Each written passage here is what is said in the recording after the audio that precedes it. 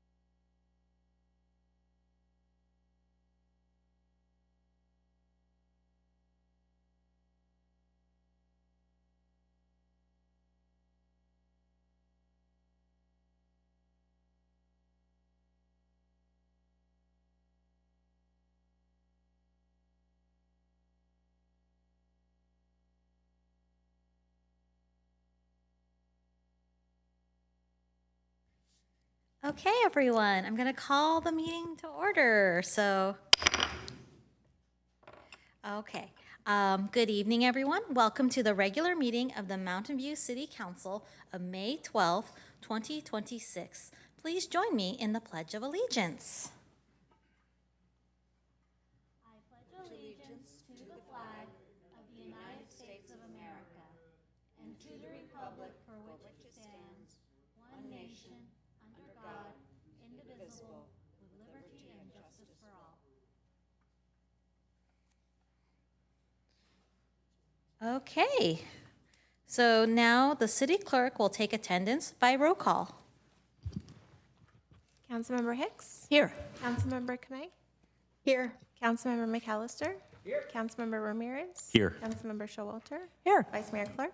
Here. Mayor Ramos? Here. You have a quorum? Thank you. In recent weeks, the city, along with a few of our neighboring elected decision-making bodies, have been subjected to disruptive, racist verbal attacks by anonymous callers during virtual public comments. The city of Mountain View is fully committed to racial, religious, and cultural equity and justice as we strive to create a welcoming, safe, and inclusive community for all. The council welcomes respectful, non-threatening public comments on matters within our jurisdictions. Comments deemed otherwise pursuant to the Council Code of Conduct and Government Code may be grounds for terminating a speaker's comment period. City Attorney Loeb, do you have a closed session report? No final action was taken in closed session this evening. Thank you. Thank you. We will now move on to item 3, presentations. Please note that these are presentations only. The City Council will not take any action. Public comment will occur after the presentation items. If you would like to speak on these items in person, please submit a blue speaker card to the City Clerk now. All right, so now 3.1, the Affordable Housing Month Proclamation. We are happy to be joined this evening by Marvel Eng, Director of Housing Development and with Charities Housing, to accept this proclamation. Marvel, will you join me at the lectern?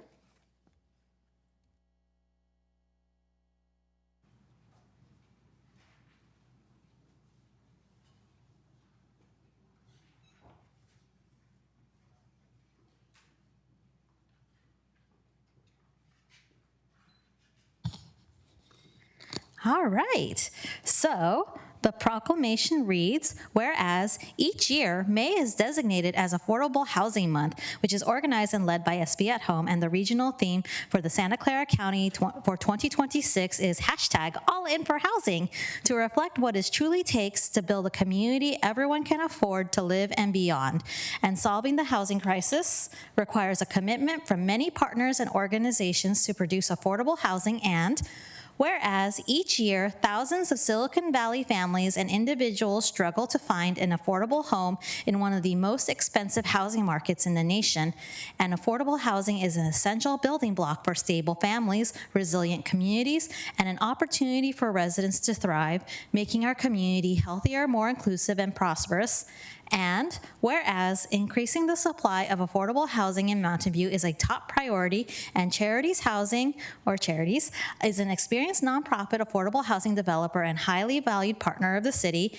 And whereas Charities operates San Antonio Place, which includes studio apartments at deeply affordable levels for households earning between 15% to 45% of area median income, and its project at 1265 Montecito is anticipated to be completed construction in the summer of 2026, is a key project as part of the Measure A funding memorandum of understanding between the city and the county, and will add 85 units of new affordable housing, including rapid rehousing units. And whereas Charities is undertaking a full affordable project at 5767 East Evelyn Avenue, which is a key project in the city's affordable housing pipeline, is in the process of assembling the financing for the project and will create up to 143 new affordable units once completed. Now, therefore, I, Emily Ann Ramos, Mayor of the City of Mountain View, along with my colleagues in the City Council, do hereby proclaim the month of May as Affordable Housing Month in the City of Mountain View and call upon upon the members of our community and regional efforts led by SV at Home to continue supporting affordable housing and inclusive, diverse communities, to recognize the successful efforts of the city and its dedication to community partners in delivering innovative housing solutions, and to present this proclamation to Charities Housing. Marvel, would you like to say a few words? Thank you, Mayor Ramos. So I'm Marvel Lamb, the Director of Housing Development at Charities Housing. We are a mission-driven nonprofit affordable housing developer, and we like to consider ourselves the local trusted partner. And the key word there is partner. You know, what we do requires a partner that is receptive and supportive of affordable housing, and the city of Mountain View is just that. So I just want to thank the city council, the city staff for supporting affordable housing, supporting our work, especially on Montecito, which will be opening in this summer, very soon. And we just, the city has been committed to providing folks of all income levels an opportunity to live in what I've heard some people call the best city. And it's really just wonderful for their commitment, and we're really excited to push forward on our site on East Evelyn Avenue. So thank you. We'll take a quick picture right over here.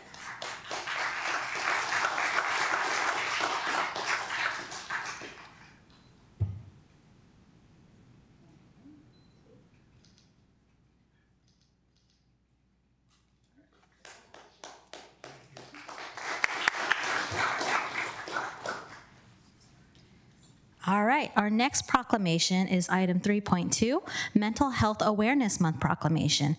We are happy to be joined this evening by Eleanor Pace, Chief Officer of the Residential Programs and 24/7 Programs with Momentum for Health, to accept this proclamation. Eleanor, will you join me at the lectern? Hi. All right, so the proclamation reads, whereas mental health is essential to the overall health and well-being of individuals, families, communities, schools, and businesses, and whereas 1 in 5 adults and 1 in 6 youth in the United States will experience a mental health condition at any given time, according to the National Alliance on Mental Illness, and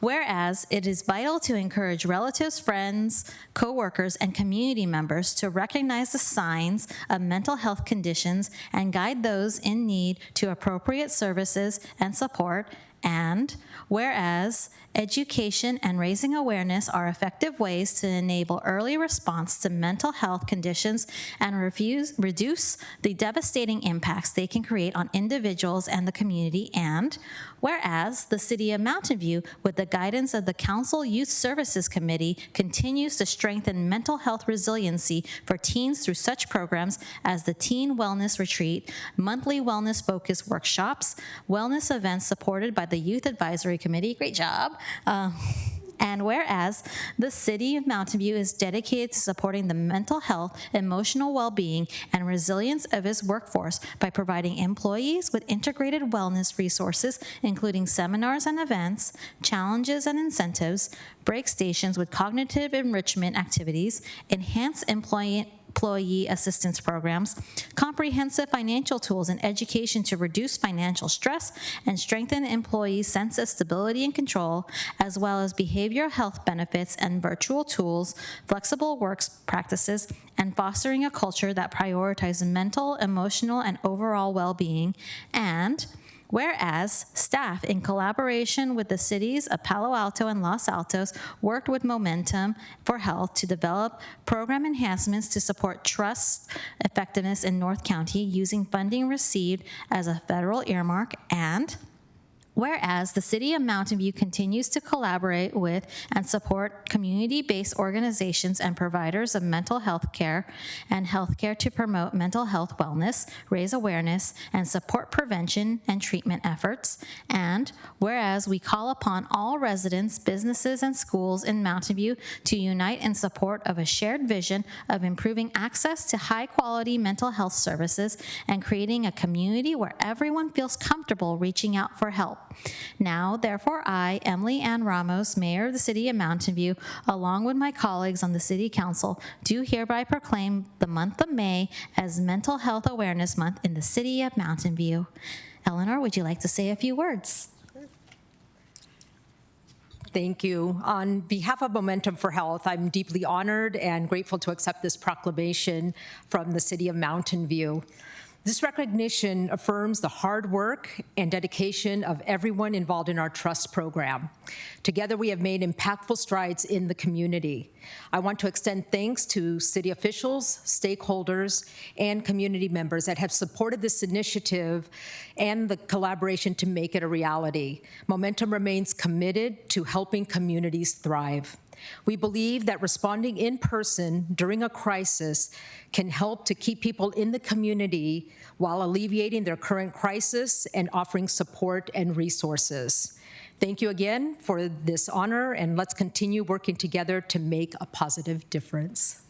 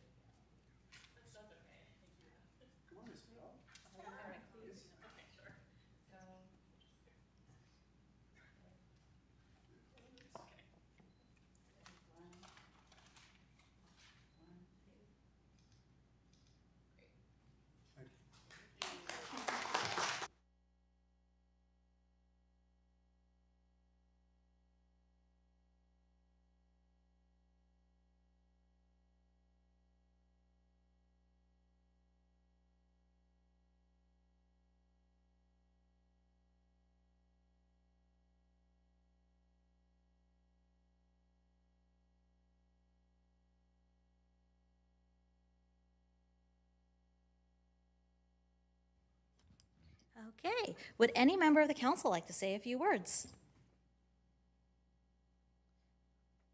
Seeing none, we will now take public comment for the presentation items. Would any member of the public joining us virtually or in person like to provide comment on the presentation items listed on the agenda? If so, please click the raise hand button on Zoom or submit a blue speaker card to the city clerk. We will take in-person speakers first.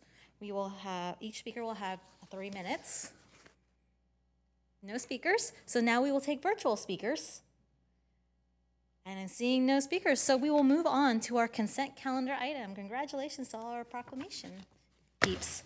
All right, we will now move on to item 4, consent calendar. Items on the consent calendar will be approved by one motion unless any member of the council wishes to pull an item for individual consideration.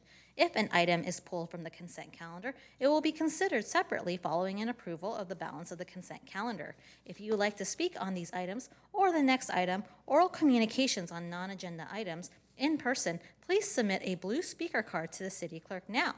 Would any member of the council like to pull an item? I see Councilmember McAllister. I'd like to comment on 4.4 and 4.6. But no polling. Nope. 4.4, 4.6. Thank you. Councilmember Showalter. I would like to comment on 4.2, 4.4, and 4.7, but I don't wish to pull either one of them. Okay. All right. We'll take public comments on the consent calendar, and then we'll go back to, give me a sec.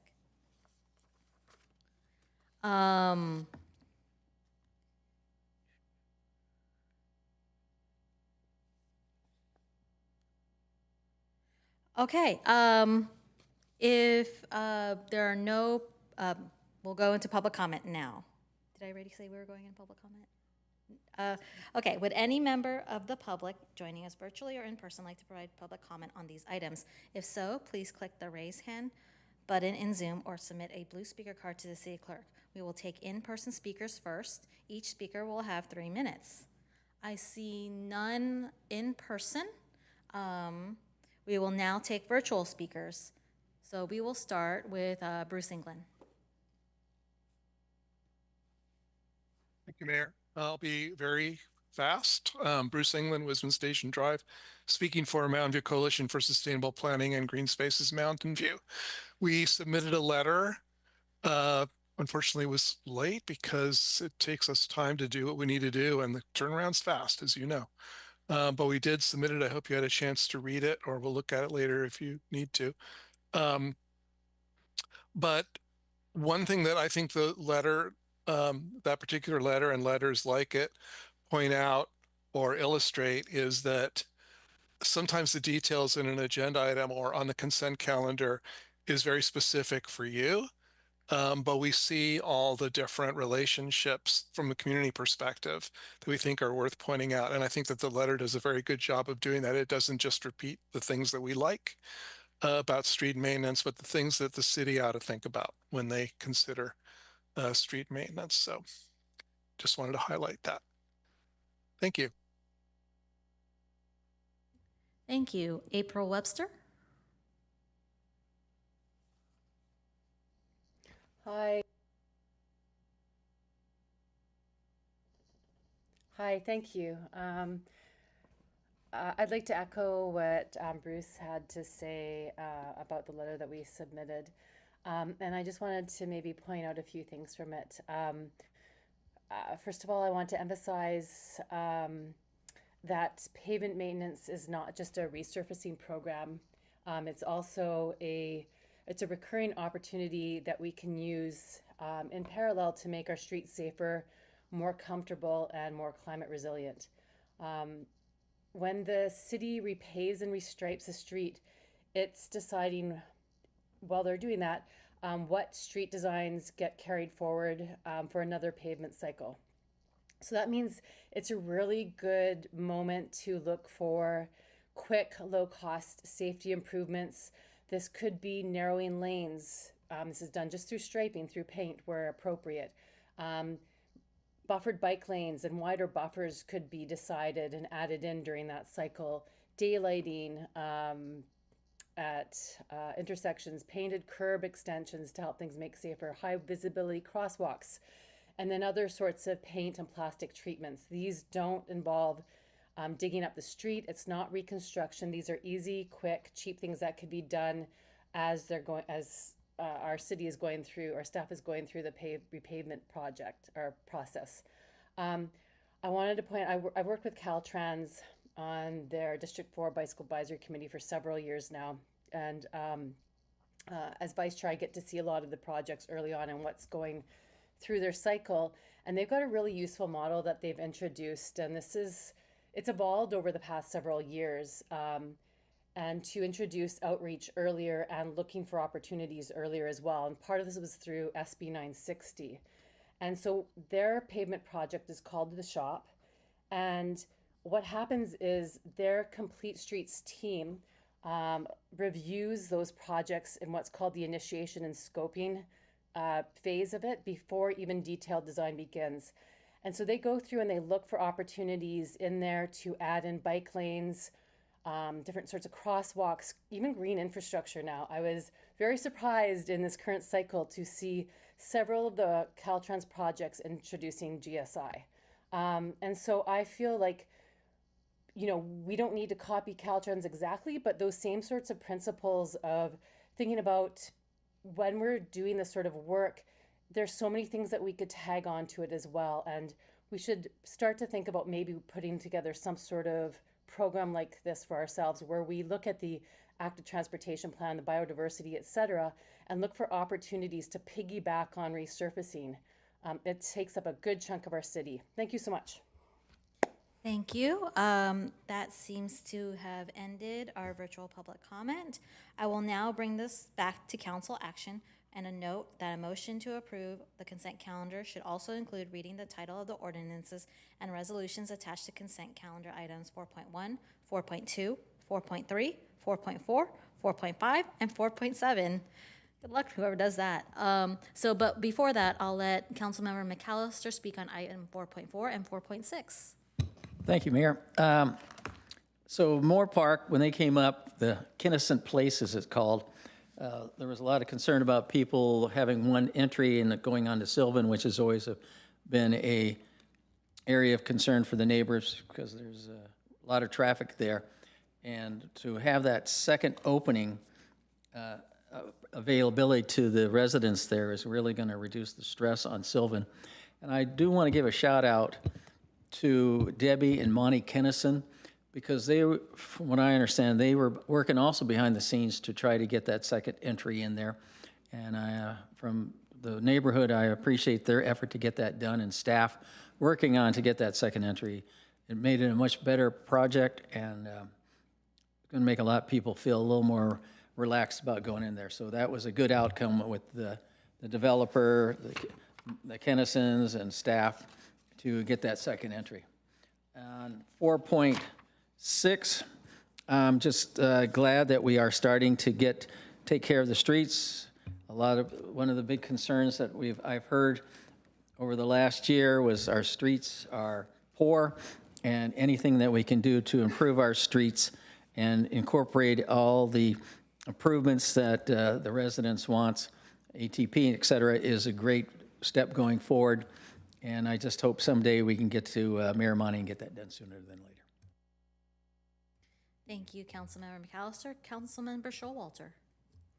Well, yeah, I would like to follow up on what Councilmember McAllister said about 4.4. I remember discussing this when we were approving this project, and I was very upset with the fact that there was only one point of egress. I didn't think it was safe or livable, and we asked the developer and the staff to work together, and members of the community as well, to change that, and I'm really pleased to see that they did that. I think it will make for a far superior project. I also wanted to mention 4.2, renewal of the downtown parking maintenance and operation assessment district fiscal year 2026. I'm hoping that the additional janitorial services will clean up the stairways of the parking garages and keep them clean. Parking in the parking garages is the first thing you kind of store and restaurant patrons see when they make a trip to downtown. And so it makes a good impression if the stairways are clean. So I'm glad we're moving forward on this, and thank you for that. And then 4.7, authorization to convey a portion of city-owned property adjacent to 236 Castro Street. This is an instance where it turned out that a building was built on top of city land, just a little bit of it. And we're, now that they're redoing this building, we're just going to, and that's been discovered, we're going to sell a little bit of that land back to them as it should have been. And I just want to say, in my career, I ran into numerous examples where the lot lines and the placement of buildings obviously were not understood by the owners. And it wasn't necessarily anybody's fault. It was just one of those things that happened. So I think that selling this small portion of the parking lot that is already covered by the building to the building's owner is a great solution. Thanks for working this out, and I appreciate the creativity and hopefully the flexibility that this demonstrates. So with that, I will make a motion to, I tried to make a motion and it wouldn't let me. You could do it verbally anyway. Okay, I move the consent calendar? Yes, but you do also have to. You want me to go ahead and read it or before it's seconded? Oh, yeah. Actually, yeah, technically. Okay, all right. I got to take a breath. It's very long. We're going to adopt the consent calendar, and we need to read item 4.1, adopt an ordinance of the City of Mountain View amending Article 5 of Chapter 29 of the Mountain View City Code to align it with state law, clarify real property conveyance tax exemptions, and make other clarifying amendments to be read in title only, further reading waived. Item 4.2, adopt a resolution of the City Council of the City of Mountain View approving the annual engineer's report for the Downtown Parking Maintenance and Operation Assessment District Number 2 and approving the levying of assessment for fiscal year 2026-27 to be read in title only, further reading waived. Item 4.3, adopt a resolution of the City Council of the City of Mountain View appropriating $8 million in state funds received pursuant to Senate Bill 129 for the Lot 12 Affordable Housing Project, to be read in title only, further reading waived. Item 4.4, adopt a resolution of the City Council of the City of Mountain View approving a final map for tract number 10677, 309 Moore Park Way, accepting dedications, making findings as required by Chapter 28 of the Mountain View City Code, and authorizing execution of an improvement agreement as a condition to final map approval, to be read in title only, further reading waived. Item 4.5, adopt a resolution of the City Council of the City of Mountain View authorizing temporary closure from public access of 5 parking spaces within parking lot number 2 for 31 consecutive weeks, and authorizing temporary closure from public access of 8 parking spaces within parking lot number 2 for 12 consecutive days to incur prior to May 25th, 2029, to be read in title only, further reading waived. Item 4.7, adopt a resolution of the City Council of the City of Mountain View finding that a portion of city-owned property within the Bryant Street parking lot is excess to the city's needs, declaring the property to be exempt surplus land pursuant to the Surplus Land Act, and authorizing its conveyance, to be read in title only, further reading waived. Thank you, Councilmember Showalter. Do we have a second? You can say it verbally. Oh, I second. Seconded by Councilmember Hicks. City Clerk, would you mind doing the roll call vote? Councilmember Showalter? Yes. Councilmember Hicks? Yes. Councilmember Kamei? Yes. Councilmember McAllister? Yes. Councilmember Ramirez? Yes. Vice Mayor Clark? Yes. Mayor Ramos? Yes. Motion carries unanimously. Thank you. Now we will move on to Item 5, this is oral communications for public comment. This portion of the meeting is reserved for persons wishing to address the council on any matter not on the agenda. Speakers are allowed to speak on any topic within the city's council's subject matter jurisdiction for up to 3 minutes during this section. State law prohibits council from acting on non-agenda items. If you would like to speak on this item or the next item in person, please submit a blue speaker card to the city clerk now. Would any member of the public joining us virtually or in person like to provide comment on this item? If so, please click the raise hand button in Zoom or submit a blue speaker card to the city clerk. We will take in-person speakers first. Each speaker will have 3 minutes. All right, so our first speaker is Jack Powers.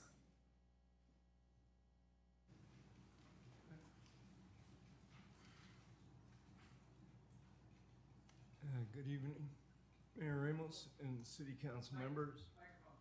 If you could move the microphone to you. I'm sorry. Thank you. Good evening, everybody. My name is Jack Powers. I've lived in the Mountain View community now for approximately 5 years. And I wanted to make a statement for the record about oversized vehicle parking and disability. So under the California Vehicle Code, Section 22511.5, vehicles that properly display a valid disabled person placard or license plate are exempt from most local parking time limits in designated spaces. This same subject matter was a basis for Navarro versus City of Mountain View. That is, parking accommodations for disadvantaged or disabled peoples. The terms of that settlement, as far as I know, are still enforceable. My wife and I are both disabled. We have requested reasonable accommodation from the MVPD. We should not be selectively or excessively ticketed under Mountain View Code 19.72 for parking in excess of 72 hours. As you know, there are limited parking places, especially now, for people who are forced to live in their vehicles. It is both dangerous and laborious to keep shuffling large vehicles around the streets, especially if you're disabled and trying to do it. I believe the mayor's office and the council should look into the possibility of licensing certain types of parking. For the disabled, some corresponding reasonable accommodations language consistent with Navarro versus City of Mountain View could be included.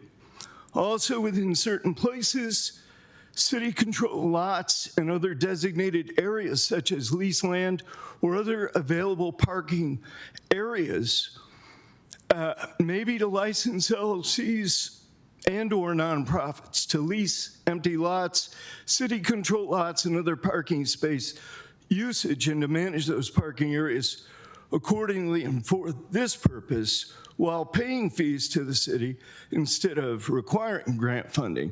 In any case, the disability placard exception can easily be incorporated into an amended section of MV Ordinance 19.72 that is consistent with the federal ADA provisions as well as the terms of the consent agreement. Thank you. Thank you. All right, our next speaker is Akemi Flynn. And I am seeing no other open public comment speakers, so turn in your blue card now if you want to speak. All right, go ahead. Good Akemi. evening, Mayor and council members. My name is Akemi. I have been a over 20-year member of the Mountain View community as a member of the Mountain View Buddhist Temple, so I'm glad to be here with you this evening.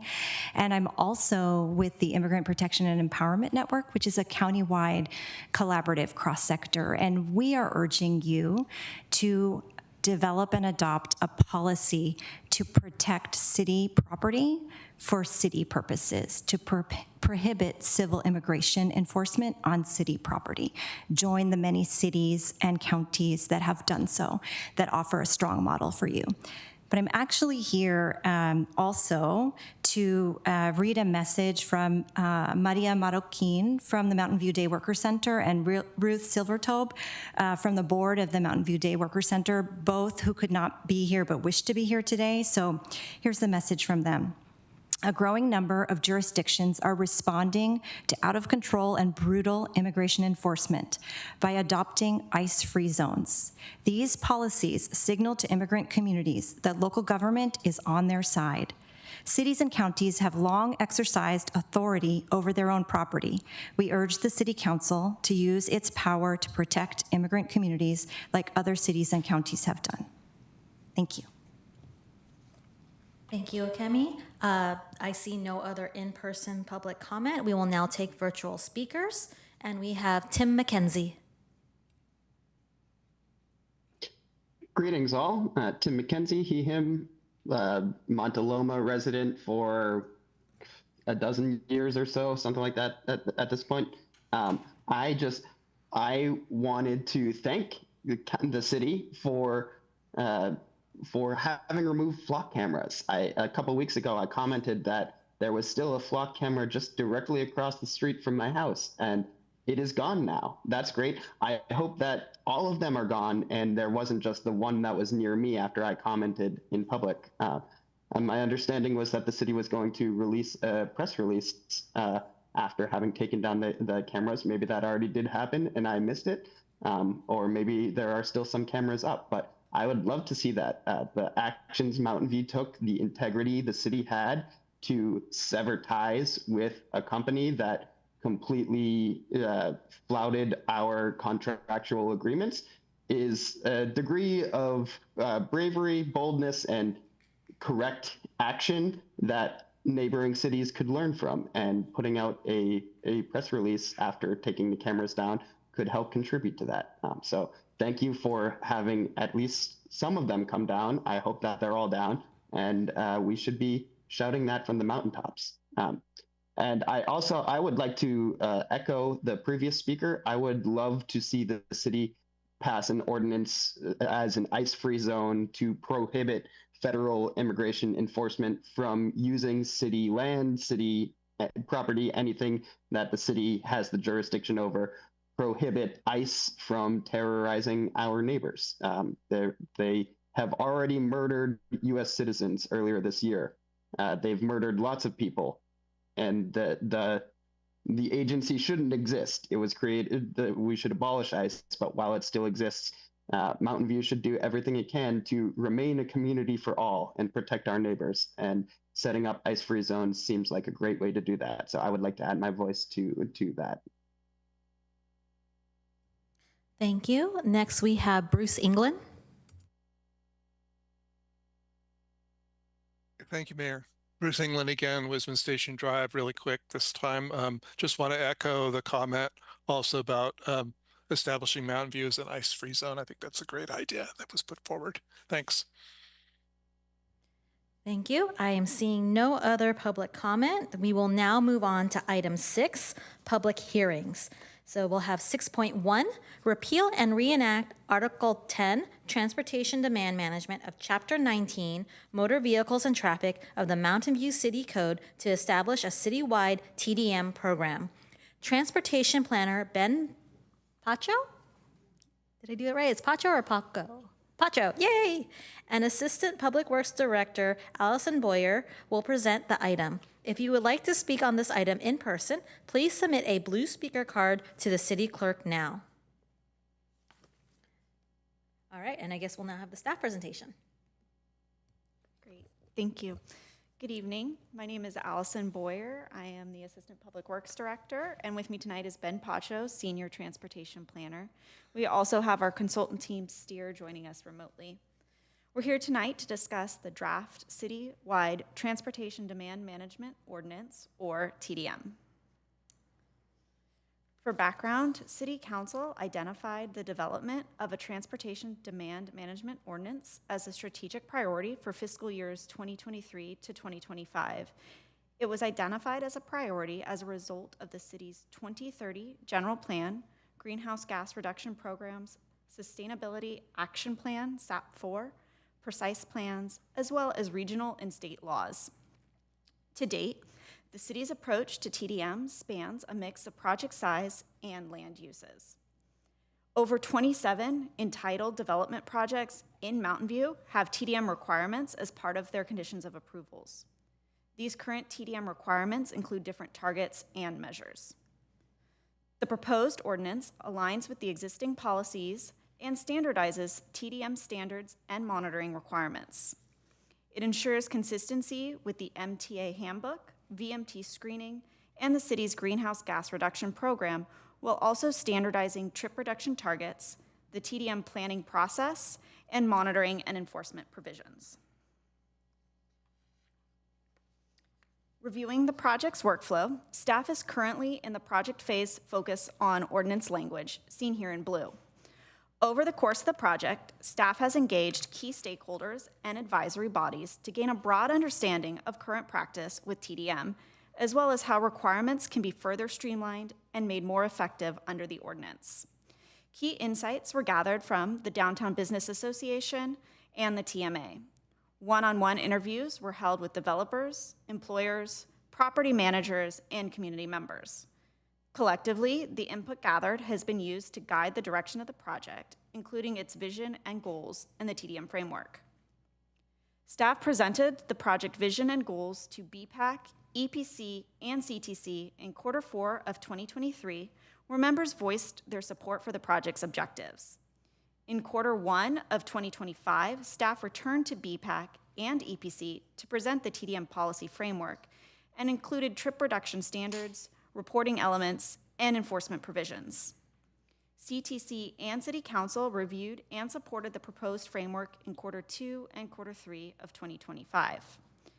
Staff presented the TDM ordinance to EPC and CTC in Q2 of 2026. Comments from EPC and CTC included allowing residential projects to qualify for both unbundled and limited parking core strategies, which has been updated, and tiering the limited parking credit, which staff is working on and will be updated in the toolkit prior to the ordinance implementation. On May 5th, CTC voted unanimously to support the TDM ordinance and expressed support of exemptions for patron-driven uses and asked staff to continue to explore ways to incentivize TMA membership. The vision statement, which went to CTC on January 30th, 2024, states that the TDM ordinance will seek to reduce single occupancy vehicle trips for new development and increase use of multimodal transportation alternatives that are sustainable, equitable, effective, and respond to changing demands. The goal of the project is to increase the predictability and effectiveness of the city TDM requirements while improving sustainable mobility and equity. Tonight, staff is recommending the City Council adopt an ordinance of the City Council repealing and reenacting Chapter 19, Motor Vehicles and Traffic, of Article 10, Transportation Demand Management, of the City Code to establish a citywide TDM program with modifications to Section 121, Definition 11, and Sections 124I, and finding the amendments to be exempt from CEQA pursuant to CEQA Guidelines, Section 15308.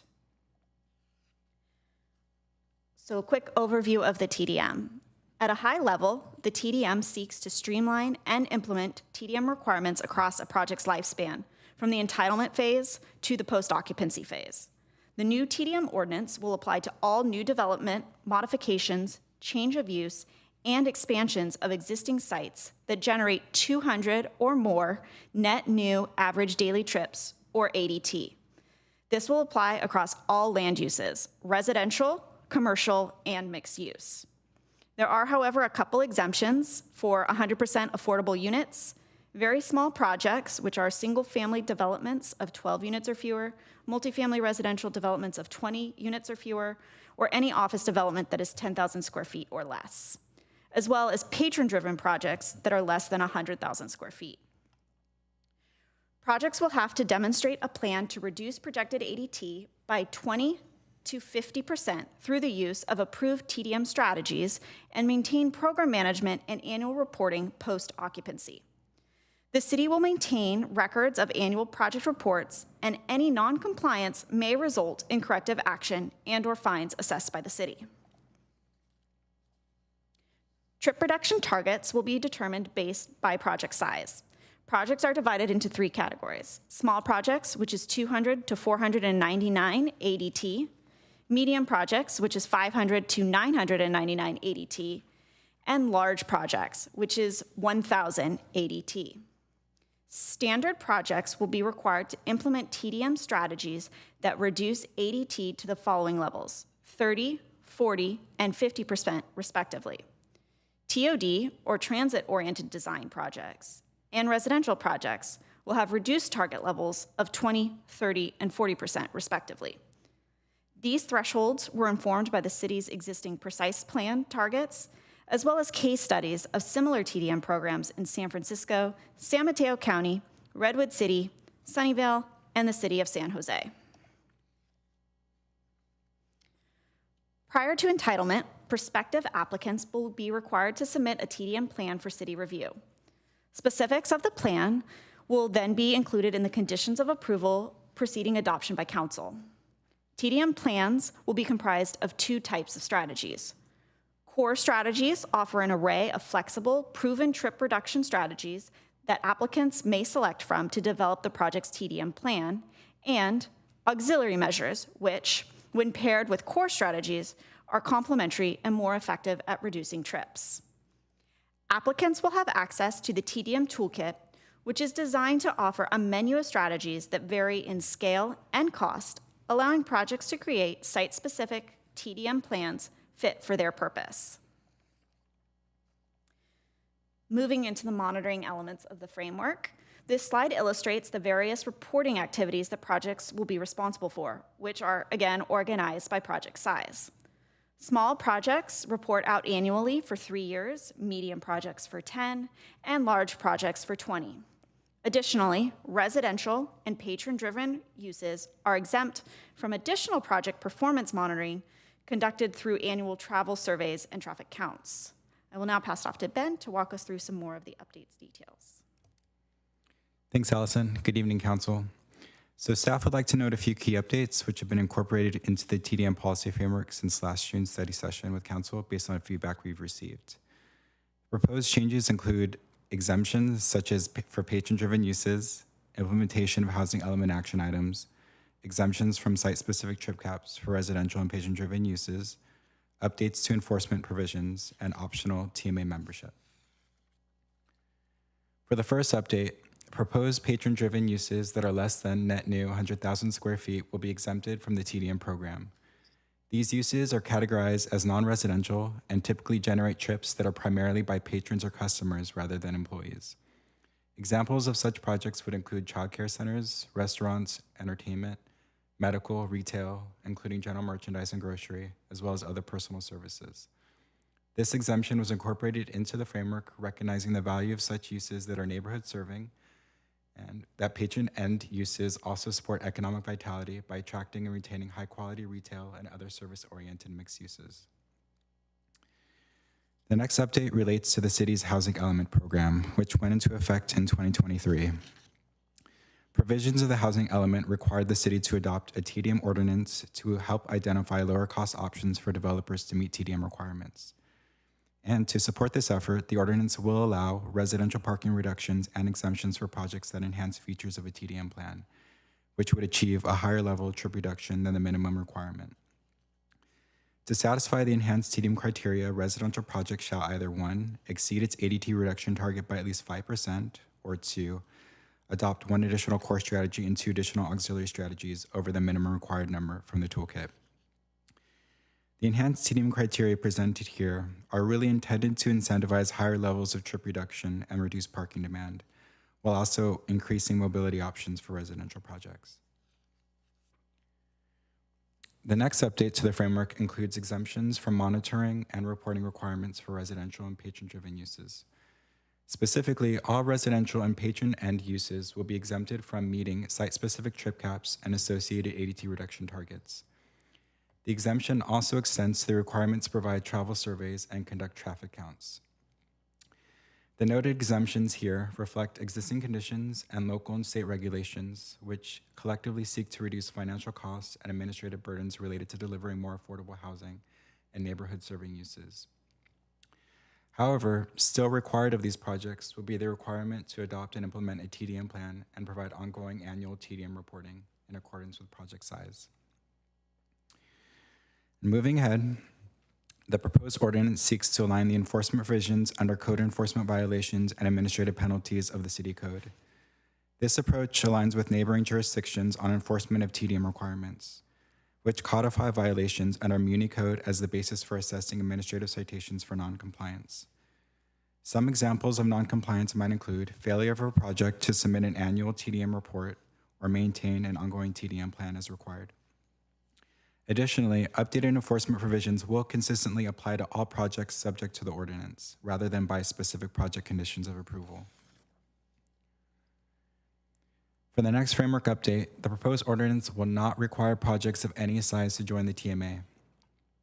For context, the TMA is a private nonprofit membership organization which is governed by a board of 10 members. Under the ordinance, membership in the TMA will be optional and included in the TDM toolkit as a way for projects to satisfy their TDM requirements and trip reduction goals by becoming a member.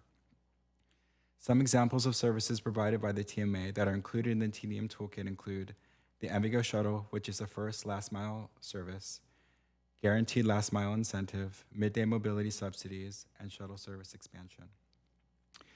While TMA membership will not be required, staff with the TMA will explore the process of establishing a property-based assessment district, or PBID, following adoption of the ordinance. Similar to other jurisdictions, including the City of Emeryville, the goal of establishing the PBID would be to provide a long-term and scalable approach to funding the TMA provided services. Most notably, a PBID would support growing membership in the TMA over time by clearly defining its governance structure and assessment of membership fees. Currently, staff is working with the project team to develop a cost estimation and implementation planning study as part of this work. This study will evaluate the range of city staff time and administrative resources required to administer the ordinance, including TDM plan review and ongoing monitoring reporting activities. The findings of this report will inform the basis of an annual TDM fee, which will be intended to recover a portion of the city's ongoing costs associated with implementing the ordinance. Following completion of this fee study, staff will draft a resolution for the City Council to review and adopt as part of the master fee schedule. Once the TDM ordinance is in effect, its provisions, including trip reduction standards and monitoring requirements, will be codified in the city code. Additionally, the TDM program standards will be a key guiding document to implement the citywide TDM program. The TDM program standards will be an appendix to the MTA handbook, which may be updated periodically to reflect changes in travel patterns, technological innovation, and TDM best practices. As for next steps, I'll pass it back to Allison. Thank you. We're here at City Council tonight for the first reading of this ordinance. The second reading is scheduled for May 26th. The ordinance will go into effect 30 days after adoption. Once adopted, implementation steps will include refinement of the TDM program standards in Toolkit, updating precise plans in city code to implement housing element action items and ordinance provisions, present annual TDM fee resolution to council for review and adoption, explore the feasibility of establishing a property-based assessment district or PBID citywide, integration with the city's permitting and entitlement processes, establishment of ongoing monitoring and reporting systems, including identifying technology solutions and providers, and continued coordination with stakeholders and regional partners.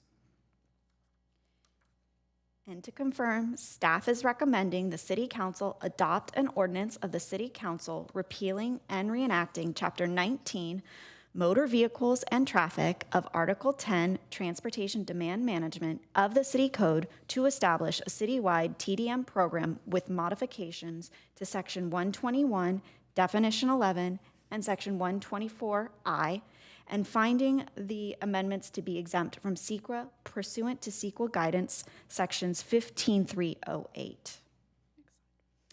The staff recommended modifications to the ordinance can be seen on the slide here and include clarification for residential projects under the 200 ADT or smaller project threshold that would like to opt in to obtain the benefit of residential parking reductions or exemptions from parking requirements in accordance with the city's housing element.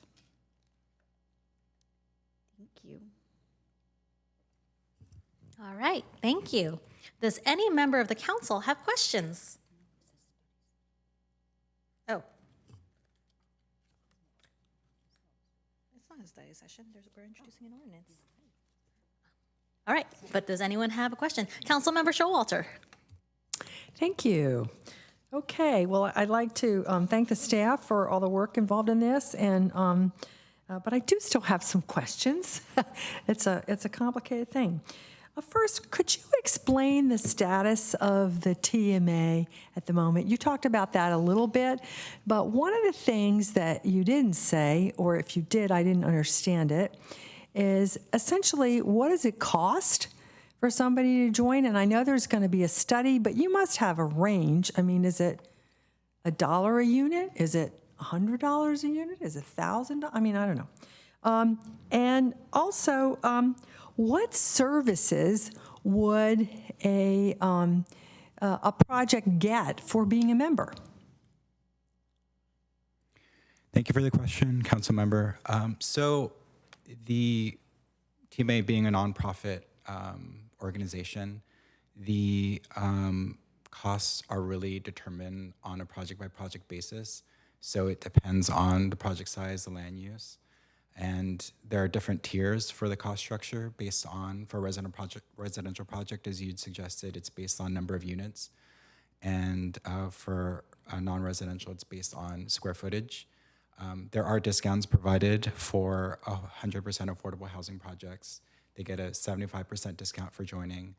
And then for nonprofit and non-governmental organizations, or governmental organizations rather, for the city, we also get discounts for membership. So essentially how it works now is a project would be required under our precise plan to join the TMA. They would then enter into a discussion with the TMA to discuss what the cost implications are based on the project size and the land use. And afterwards would be required to sign an NDA or a non-disclosure agreement not to share their fees because it is based on the specific project. And then the board, on a fiscal basis, approves the fee structure on an ongoing basis. So we're not going to know what the range of this cost is for people before we pass this. That's not information that's available to us. So just to clarify, the TMA is not a requirement of the TDM.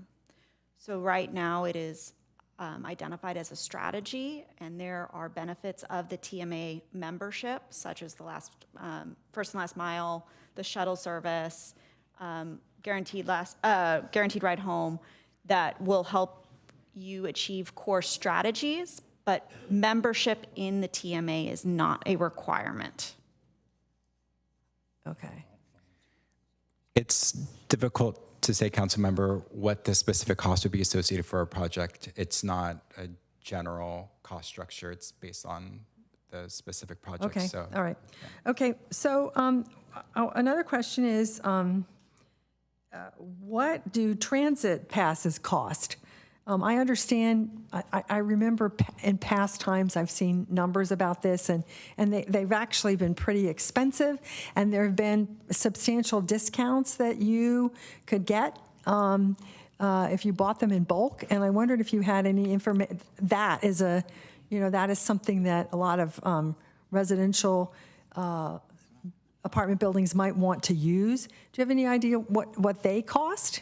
And would the TMA assist in this? thank you for the question, council member. So certainly after adopting the ordinance, we would work with the TMA to understand what level of support they would provide in implementing the ordinance and the provisions, with potential to support distribution of transit passes.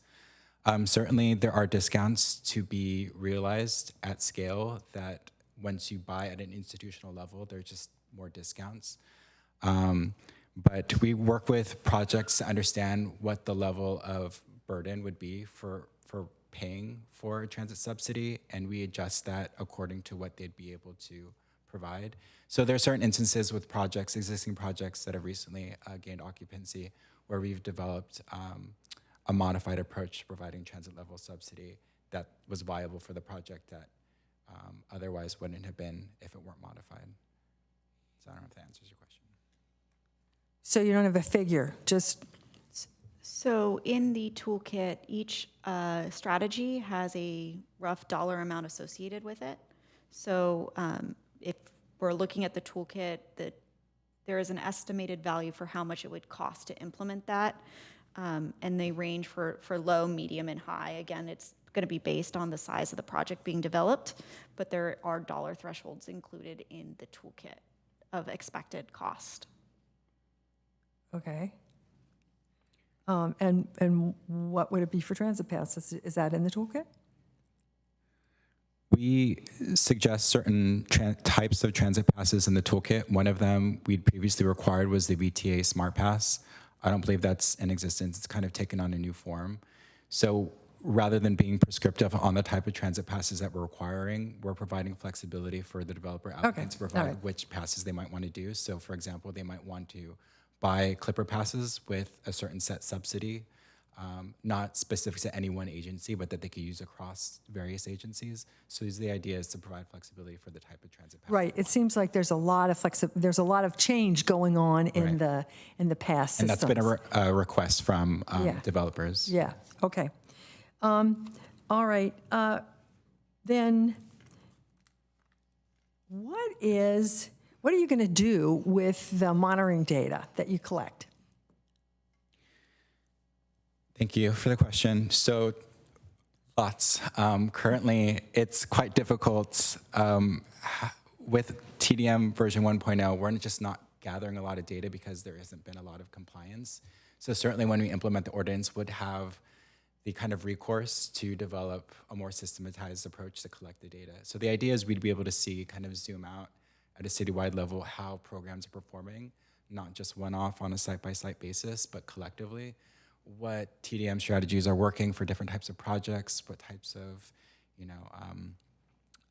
data they're collecting. So that's the idea, is to kind of gain performance, see what's working, see what kinds of iterations need to be made to the TDM toolkit, whether certain strategies need to be phased out, some introduced, whether some of the language in the TDM program standards needs to be amended based on, changing conditions. So the idea is that it's an evergreen toolkit, and the data would allow us to kind of iterate on a. Okay, so the data we would monitor would change over time depending on what we found was useful. Absolutely. Okay, and also I wondered about, there's some land use, just basic land use things that are really important for reducing traffic, right? Like getting residential near transit is a big, and that's on the list, right, of things that they've done. So one thing though that I didn't see, or if I did, I missed it, was remote work. And we saw in the pandemic how just in kind of overnight the traffic changed because there was this need to go to remote work. Well, everybody isn't working remotely anymore, but I think some remote work is here to stay. So I wondered, is there anything included in this about things that incentivize remote work? Like, for instance, if an apartment building had conference rooms that you could use as an office or things like that. Is any of that included? Thank you for the question. We've looked at this a lot, and we've had existing data to draw on, especially in North Bayshore. We've seen traffic volumes decrease, especially with the advent of an adoption of remote work.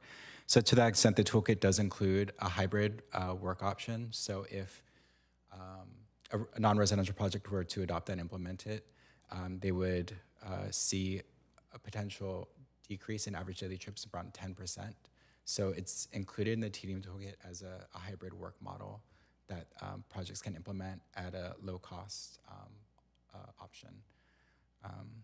Great, and I guess mixed use is sort of in the same category.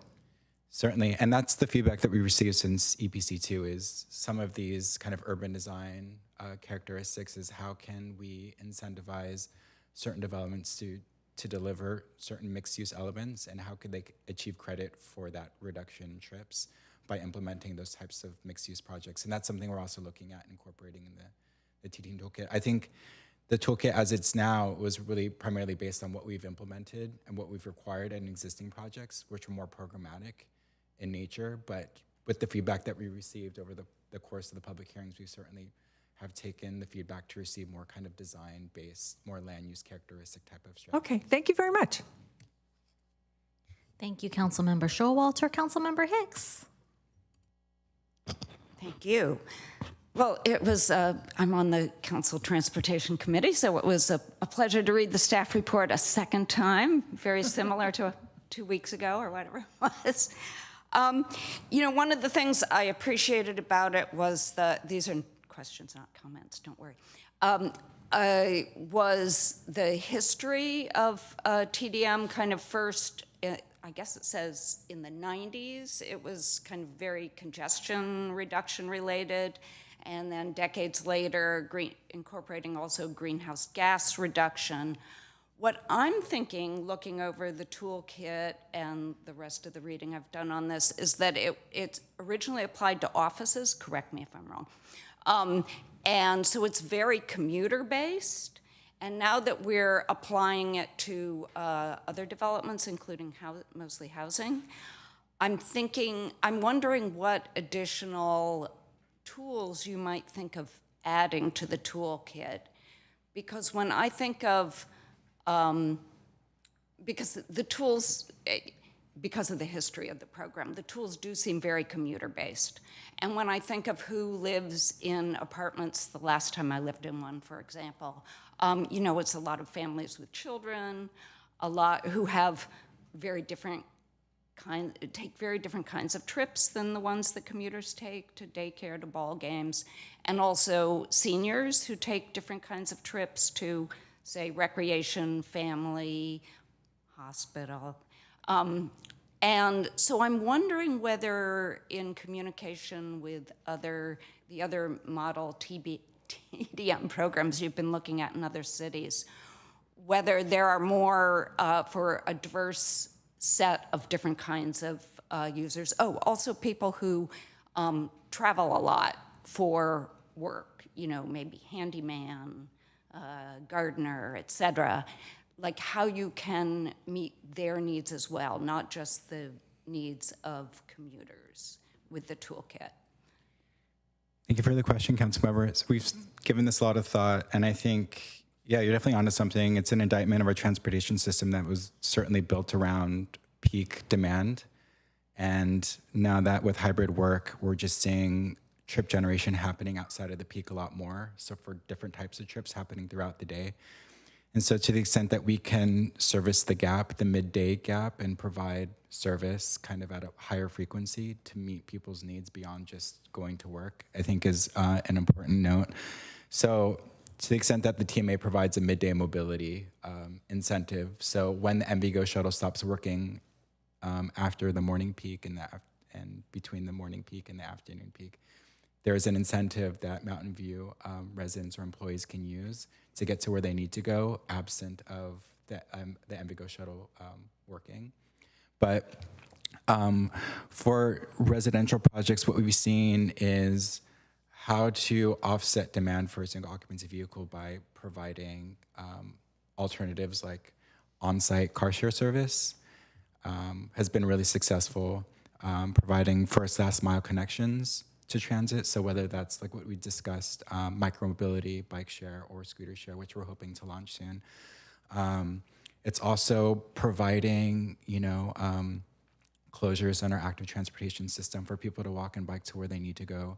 And it's also increasing residential density, right? So internalizing the trips that people would have otherwise made by not needing to go as far because they live close to their destination. So it's things like that. It's both the programmatic and the design kind of features of a development, but the idea is the toolkit will kind of incorporate the best of all strategies that would be mutually supportive. Yeah, and that's something we heard from EPC as well. So we've started adding that to the toolkit. We included things like a school carpool program as one of our strategies, residential transportation information, encouraging on-site amenities such as childcare. So we'll continue to explore those and add those as we have more data. Thank you. I'm glad you've been thinking about that. And all good answers. Can you also, it seems like the housing tools, like the big one is parking reduction, it seems like. And can you explain a little more about how you see that working?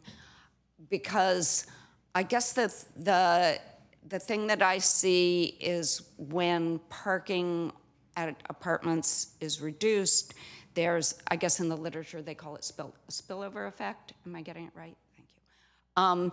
So how do you make sure that people don't just park on the street and then you count that as trip reduction when that hasn't really happened at all? So that's one question. Thank you for the question. So we kind of touched on this a little bit at CTC, but I think maybe using kind of a case study, local case study would be a little bit illustrative. So we've had 2 affordable housing projects that have gained occupancy, and one, or I should actually say both, had provided reduced parking or limited parking below what the minimums require. And one had proved successful in mitigating any spillover effects because they've had robust TDM programs. So the demand that would have came for additional parking was then offset by the alternatives that were provided by the developer, right? By providing transit passes or rideshare subsidies or connections to the Mountain View Community Shuttle or MVGO shuttle. So it helped mitigate the demand for parking that just wasn't built out. And then you had another affordable housing project that did indeed have spillover effects. And unfortunately, at that time, it was an earlier iteration of TDM requirements. So we didn't catch that project in requiring TDM. And so they kind of had to retrofit a TDM program after the fact to kind of mitigate that impact. And what they'd seen after implementing some TDM measures was a mitigation of those spillover effects.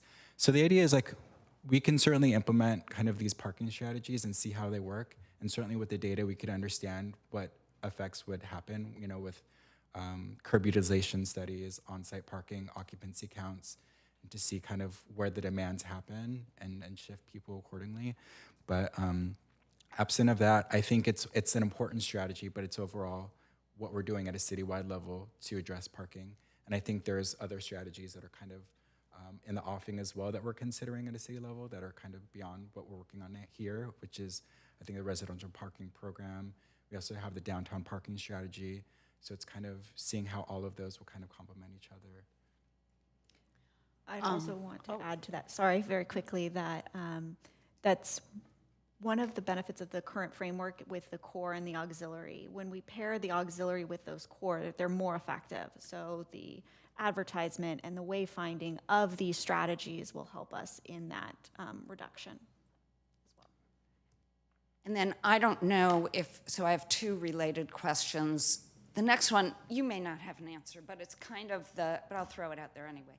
It's kind of the intersection of the last two questions I asked, how the auxiliary strategies when there's parking reduction, how well do they work for, I feel like we're very focused on childless people with children. You know, do those programs tend to work? Because that's when people, frankly, really need cars, or really, that's when I bought my first car, when I had kids. So how do they address those concerns, and do they well? We have added some strategies, again, after going to EPC, we got some good feedback there.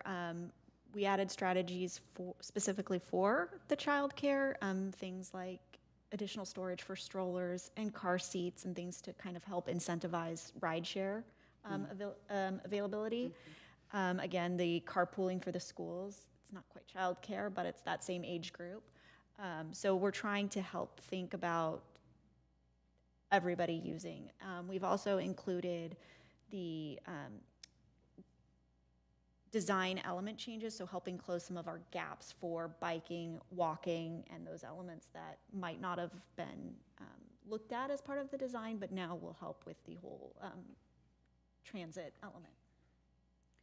And then my last question is, how does this intersect with the city's wanting to incentivize electric cars and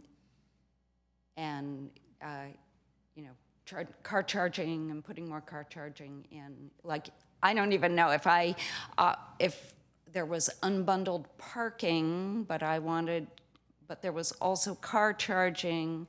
Do I have to pay for a space to charge my car? How does all that work? Because I can't conceptualize it. So I'll try to tackle this question. I don't know if I have a direct answer, but I think, you know, EVs are an important strategy. They're not the panacea that I think it's expected to be in terms of like reducing, you know, average daily trips or vehicle miles traveled. But we do have, the city has adopted an EV strategy in which I think we're implementing, you know, in the places where we have control over our domain. And we've installed chargers, I think, citywide. And, you know, the sustainability team has done great work in their EV strategy by incentivizing adoption of e-bikes. But to the point of incentivize, I mean, we're not focused on EVs specifically. We're focused on reducing average daily trips. And even though conversion to an EV would be more sustainable, they are still generating trips in and of themselves. So it's kind of a balance. So I don't know if that goes to your question. Yeah, so there's nothing specific to incentivize EVs as part of this plan because an EV is still part of our congestion. And the idea with the congestion management is the mode shift to something else, right? So it's still classified as a vehicle and a vehicle trip.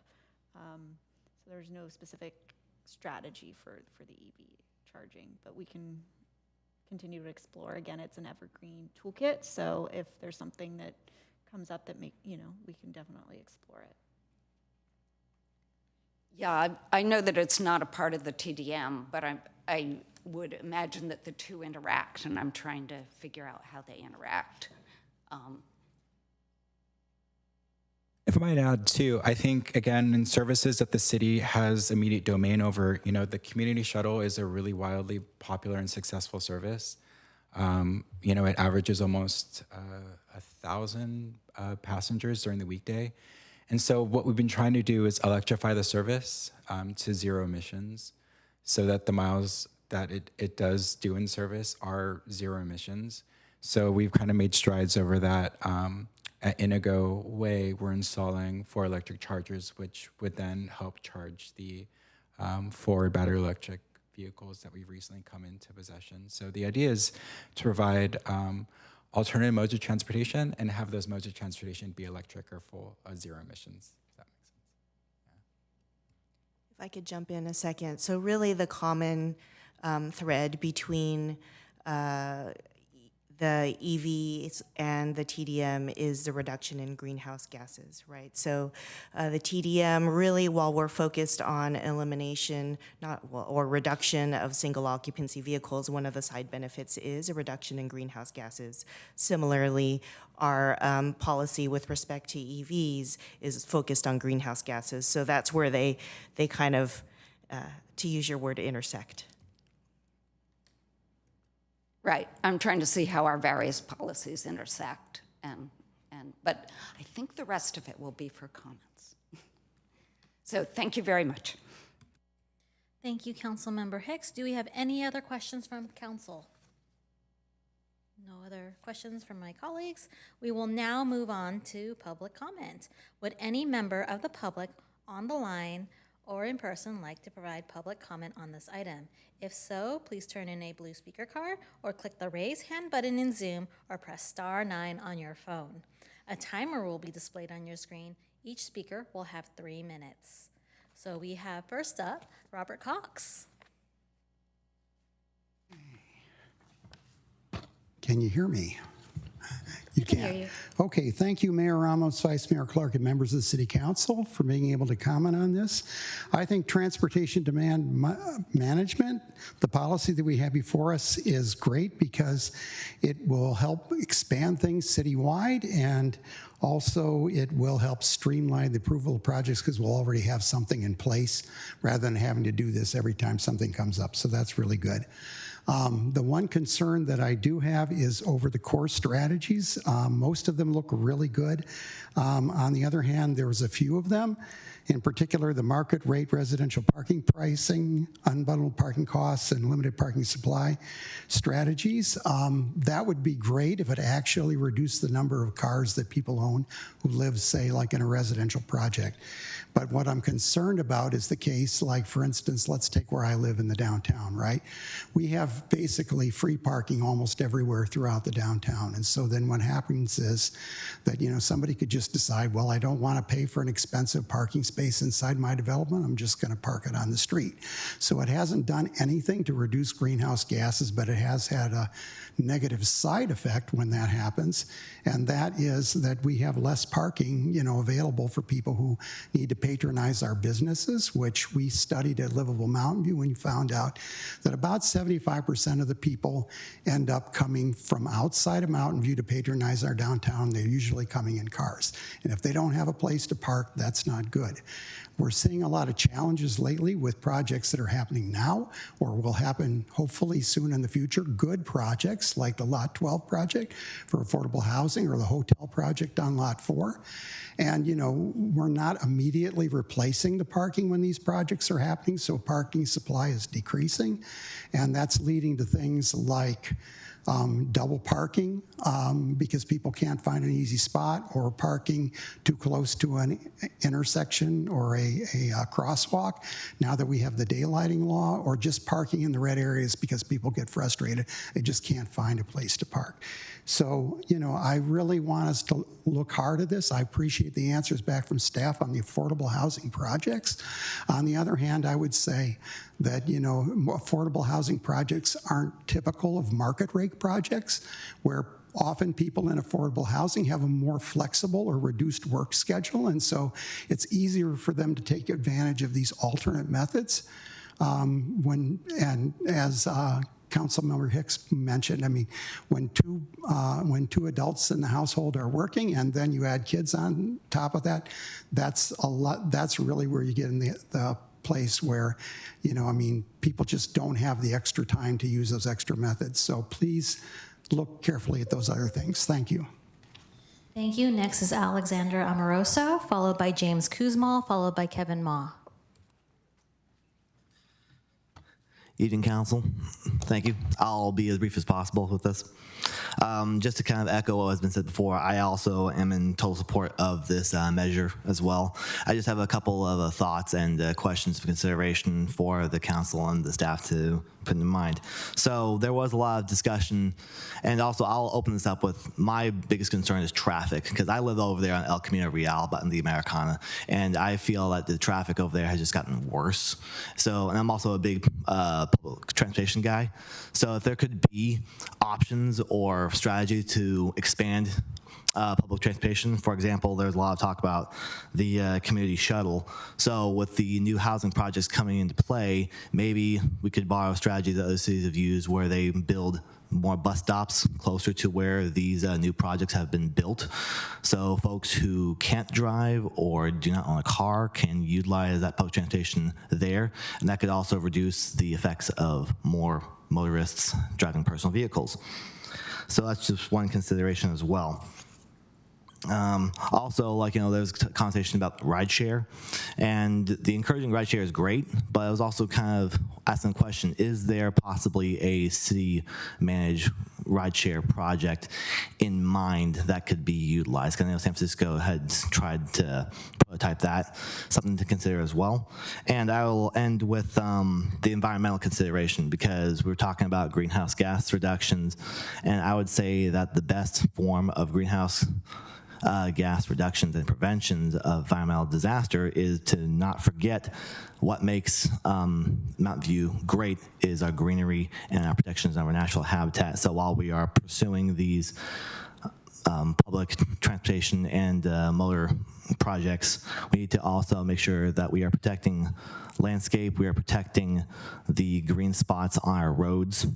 And also, even if it leads to expansion of those green spots, that will also help with managing the greenhouse effect. So that's all. Thank you very much. Thank you. Next, we have James Kuzmal, followed by Kevin Ma, and then we'll go on to virtual public comment. All right. Thank you. I'm James Kuzma. I'm speaking on behalf of Mountain View YIMBY today. We do support the TDM ordinance, and we want to emphasize that, like, the goal of this TDM ordinance is to do good planning. We need to provide more housing. We're in a housing crisis. We have arena goals, and this is how we make sure that when we do this new housing, when we build more office space, more retail space, that people are able to travel in a sustainable way.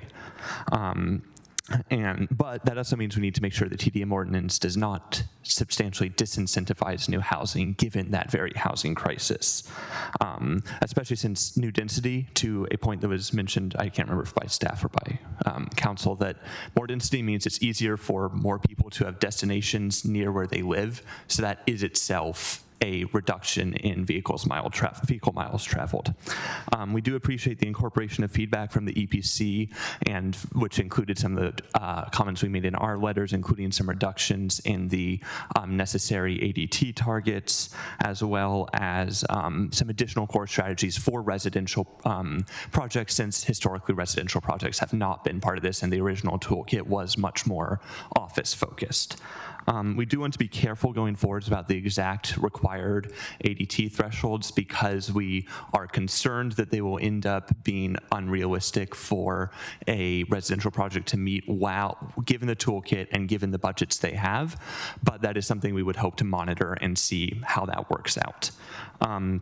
With that said, the low-cost programs like parking reduction are outstanding. They are very well supported by existing evidence from places that have done this and have seen reduced car ownership rates and reduced trip rates. So it's great to see that. We do hope, as the toolkit calls out, it will be great if the city can also work on better managing the curb space when these projects happen so that those programs are even more effective. But even without that, they will help. And we do also see that even when there's not parking reduction, there is spillover onto streets. And as to one of the questions that Councilmember Hicks mentioned about children, I do hope to see that some of the TMA funding helps to improve the community shuttle that has been so well used by some of our middle and high school students. One comment we did have in our letter was it'd be great if the parking reductions can be made available to small projects that don't even have to comply with the TDM ordinance, since there is that enhanced TDM threshold. If a small project can opt in and potentially get that option for parking reduction, that would be outstanding for our future sustainability and for the viability of small projects. And we look forward to seeing how this program evolves. Thank you. Thank you. Next we have Kevin Ma, followed by Katie Patrick. Evening, Council. Speaking in individual capacity, I support many things that James just mentioned. I'll just emphasize a few points. In the housing element, it's specified you should be looking at the costs of these regulations on the impact of housing. As of right now, it's not really there. Right now, we specify, rough ranges of how costly there is, but as Pat's question mentioned, some of these details are under NDA, which basically means no one knows until they actually happen. So I would wish that as the regulations get administratively approved, I would do look into further impact modeling about how much do these actually cost to an actual development we can imagine, because it's in the housing element in part because parking is expensive, and we do want to make sure that housing can be made more affordable, especially given the economic climate we're in. And that does require that the regulations be reasonable and with methodology. Methodology also matters because there's some fuzziness with the numbers that will be impactful because, as mentioned also, we're facing a time of ministerial approvals, which means they have to be reasonable to the average person. For making active ground use, just a 2% ADT reduction is a little bit arbitrary, and there's just not a lot of data inside the materials that demonstrate why 2% was chosen, and which seems kind of arbitrary to a lot of people. And that does need to be made upfront for a developer who has to look through these new regulations to see how they can match to the 20, 30, 40%, which I do agree with staff was a good idea to reduce it for all residential. To answer a point from Councilmember Hicks, unbundled parking doesn't mean they don't have parking. It just means that when you have the unit, you have to get the parking separately. So that means if there is an EV charging spot, you do have to, separately rent that out. So that is an option. Though, as mentioned from staff, EVs are separate from the TDM goals because it's still a trip by car. And I do wish that we do monitor the outcome of this so that we can determine how impactful these strategies really are in reality, and to a bigger, broader point, how much parking demand do developments really have? Because the only official answer is the IT trip generation manual, which for a lot of people is an abomination of statistics. And I do wish that we do have some local data we can rely on. Thank you. Thank you. Next we have Katie Patrick before we go on to virtual comments. Hi, I am here to represent one of these rare breeds of people who does not own a car. And I also live in an older multifamily building. I have a child and I have a dog, and I managed to survive putting my small child and my dog on my bike. And it is remarkably difficult to get my bike down the stairs, down the elevator, and out the door. It's so hard, in fact, that I, despite probably not being the best parent, getting my small child to do it as well, we have to carry the bike, pull this heavy door open, hold it open with one foot, then get the bike out and then kick it again before it closes on us, and then do that again when you get in and then when you get out. And then the front door to the building, we have to then do it again. So it's 3 times. It's impossibly difficult. The only reason I do it is because I'm a bicycle diehard. And there has to be a way to enforce multi-family buildings to build secure bike storage. So we don't need to go through this. And I'd love to see that incorporated into the plan. I understand that we do have bike storage for new developments. But why is it so hard to enforce existing multi-buildings, like where I live, to just put in a shed so I can lock my bike in there and not have it stolen? So people like me who want to go car-free, we can do it. It's literally impossible to live a car-free life if you live in a building like mine. Maybe not literally impossible, but almost completely impossible to just get your bike in and out of the building unless we can get property developers or the property owners to just sacrifice just one parking space and put in a shed. It should hardly cost anything. It should not be any financial barrier at all. It's just I don't know where exactly you fit it into the policy process to enforce these things on existing buildings, but through my lived experience, this would make a huge difference to my daily ability to live car-free. Thank you. Now we will go to virtual public comment. Karen Berkey. Hi, so I'm going to echo a little bit of what others have said, but I'm going to come from someone who has to have a car.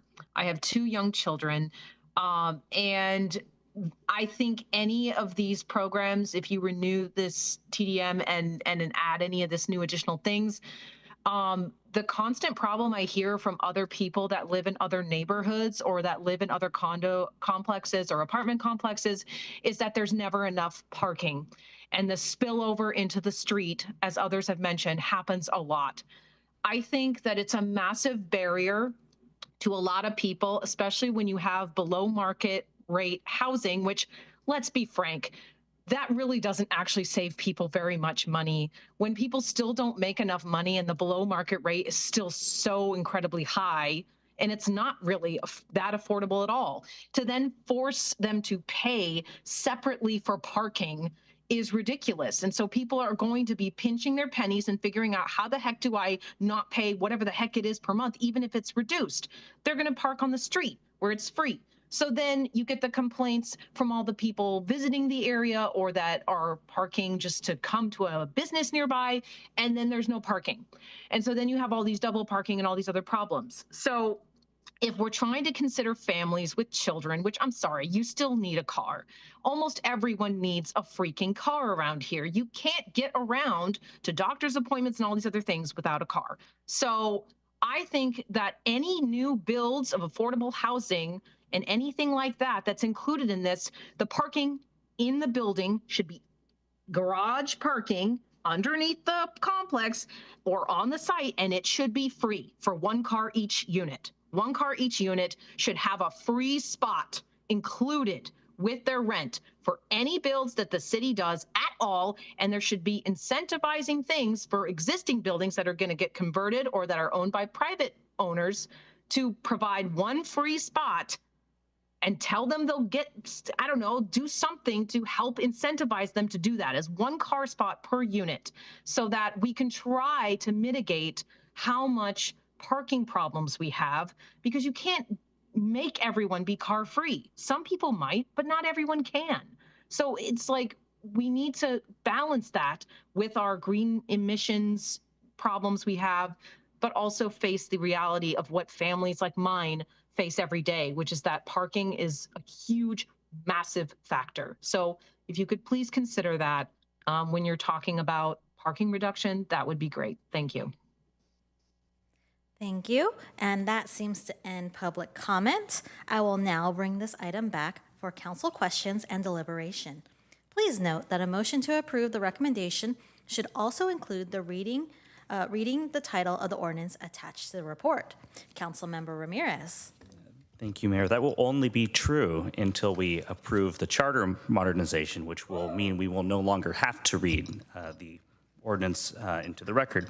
I'm going to move to approve the staff recommendations, including introduce an ordinance of the City Council of the City of Mountain View, repealing and reenacting Article 10 of Chapter 19 of the Mountain View City Code to establish a new transportation demand management program with modifications to Section 121, Definition 11, and Section 124, is that I or L?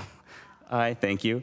And finding the amendments to be exempt from CEQA, pursuant to CEQA guidelines, Section 15308, to be read in title only, further reading waived, and set a second reading for May 26th, 2026. I hope I integrated the two prompts here accurately. First, I want to share my appreciation to staff for working on this ordinance. I know it was a long time coming. I really appreciate the thoughtful deliberations from the EPC and the CTC, and also the comments from the public.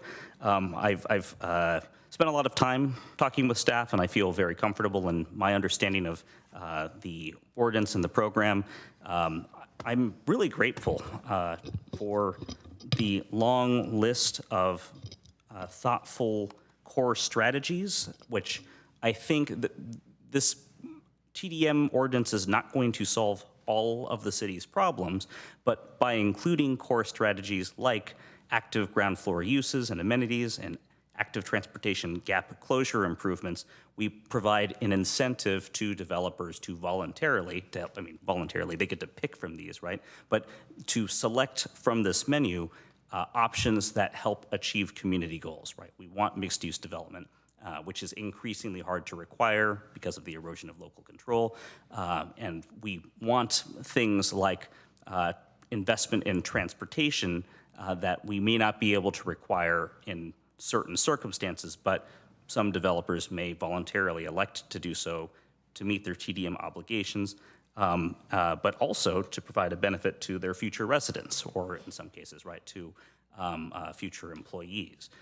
So I think there's a, if anything, I would say, for each of those, a few percentage points higher would be great, because it would more likely incentivize the selection of those particular strategies. But I think most importantly, staff has been very clear that this is a living document. I'm really glad that these aren't hard-coded into the ordinance, meaning that we have to, go back to EPC and council every single time we need to amend a core strategy. The TDM toolkit will be continuously updated as you receive the data that we'll be collecting and monitoring. It's just a much more robust program than what we've been able to deploy on a case-by-case or site-by-site circumstance. So this is, I think, a very strong foundation for future work. I'm very happy with where it's landed. It includes core strategies that I think will achieve other goals that sometimes the council has struggled with in land use review, and it allows staff to update it with the flexibility that you need as you learn more, right, to adjust these numbers, to add new strategies, to make sure that we're implementing a robust TDM program that achieves the goals that we've set out. So with that, I'm happy to move to approve the staff recommendations, and I'm very eager to see how it plays out over the next 10, 15 years. Thank you. Thank you, Councilmember Ramirez. Councilmember Showalter. Yeah, I'd just like to follow up on a few things that Councilmember Ramirez said. First of all, I really was very pleased with your answer, Mr. Paco, about what you're going to do with the monitoring. I think that monitoring for monitoring's sake is a waste of everybody's time and money. But monitoring so that you learn how the system works and you improve the system is really valuable. So that made me feel, very good. It's just really a good practice. Following along with that, there is this big kind of open-ended question here of what on earth is this going to cost? So I really think that as much as is possible, we should include the cost of running this program in the monitoring. And I, certainly leave it to you to figure out how to do that. But we don't want this program to be a deterrent to anyone building housing. We want it to make our housing better. And I think that this is kind of part and parcel of the sort of statewide push that we have to make objective standards for things. And, you know, we're writing down lots of ideas that people can go to and we can go to and to make, you know, to be transparent. But it's really good that it's a living document because applying this so broadly is very different from what we've done before. I mean, in the past, we've done it in the North Bay Shore area primarily. And that is much, in a sense, you know, those companies and their needs for transportation are much more standardized, and they're different than the residential needs. So, you know, we're going to have to kind of work through that. It's not going to be a simple task. And another thing I wanted to bring up along with cost is that the cost to the city of Mountain View of evaluating this is not going to be free. We are going to have to make sure that staff time, both the skill and the money to do it, is in the budget. And I'd just like to bring that up. I think it's, you know, it's been my experience, if it's not somebody's job to do something, it doesn't get done. I think it's going to be important that it's assigned to somebody. So I just want to mention that. And I would also say that, you know, we collect data typically on an annual basis because that just works well. People think in calendar times. But in terms of really learning from data, it's often more episodic. And in this case, I think the episodes will be the development of some big projects that get finished and are utilizing it. So it will be interesting to see whether, you know, you think the first big evaluation of this should be after 3 years or 5 years or 5 projects or whatever. But I think that, you know, there should be thought in engineering thought into when that is the appropriate time and then when you do that, it'll also be time to say, okay, well, maybe the monitoring program that we have had to date isn't quite right anymore, and we'll change it. So with that, I would like to say thank you, and I look forward to supporting this. Thank you, Councilmember Showalter. Councilmember Hicks. Yes, so I want to echo what Councilmember Showalter said. This is a program that I will happily be supporting the motion and the program, and I thank you for all your work on it. I guess the things that I want to call attention to are, first, I'm really happy that it's evergreen.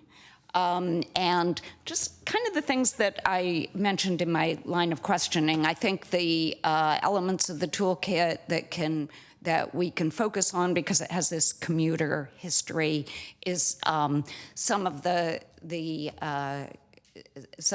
travel needs of people who are not commuters, people in their other aspects of their life, whether it's whether it's shuffling children around, or whether it's I have a young adult who's looking for their first job, in a car, can expand that search, probably 100-fold, to be honest with you. I take care of a senior parent who lives in Walnut Creek. I don't get to choose where she lives, and I can't take the MVGO shuttle to go visit her. And I've checked out what it would take to take mass transit or a bike, and it would be 5 hours both ways, so a 10-hour trip. And then once I get there, I would have to do her errands. So there are many people who, who still need to use cars. And so I want to be mindful of the various needs and not too punitive.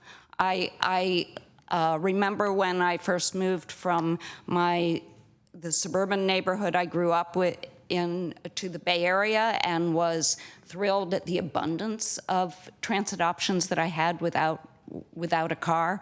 And that's kind of the flavor that I would like our TDM program to take on, that it's not punitive, that it understands the various needs that people have, and that it tries to address, I know you can't address all of those needs, but that we have an ever-expanding toolkit that meets the needs of the diversity of people that we have living in our community.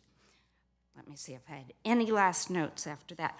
Oh, Clipper cards. I would love it if you worked on, I think Councilmember Showalter brought this up, but also senior Clipper cards, which are very difficult to get and change people's habits once they get them. And also any sort of discount programs for, I stopped using mass transit a lot when I had kids and I was transporting their friends around, because bring 6 kids on light rail and it costs you a lot of money. So anything that can reduce the price and incentivize those kinds of out-of-car trips, I would really appreciate. Thank you. Thank you, Councilmember Hicks.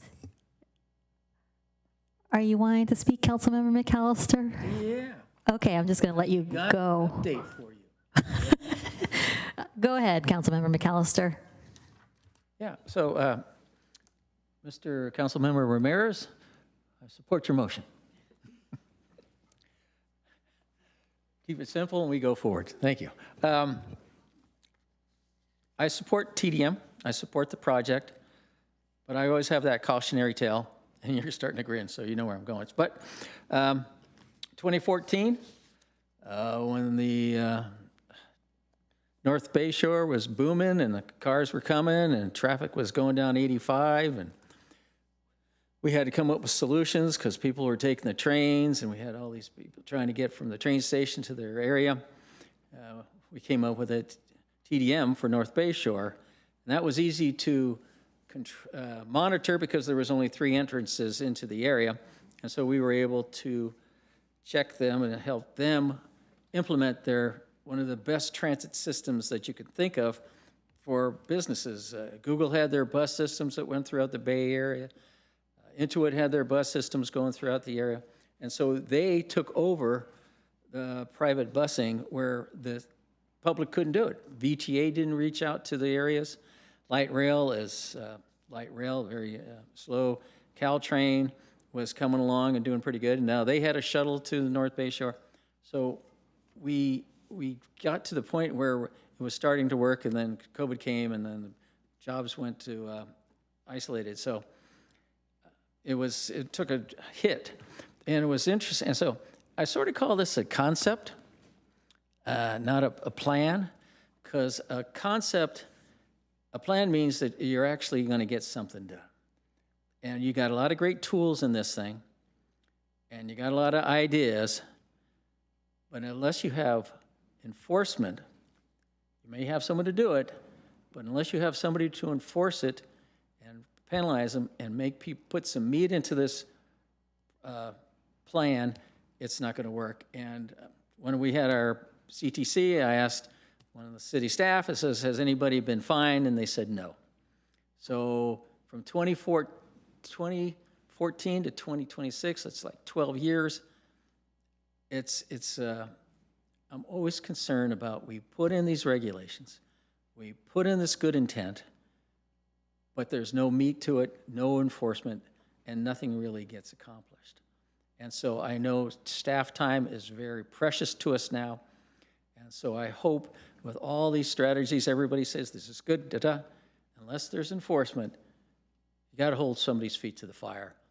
And I mentioned the last time we were talking about a great plan, and we don't want to, so someone said, oh, we got to have someone to be in charge of this.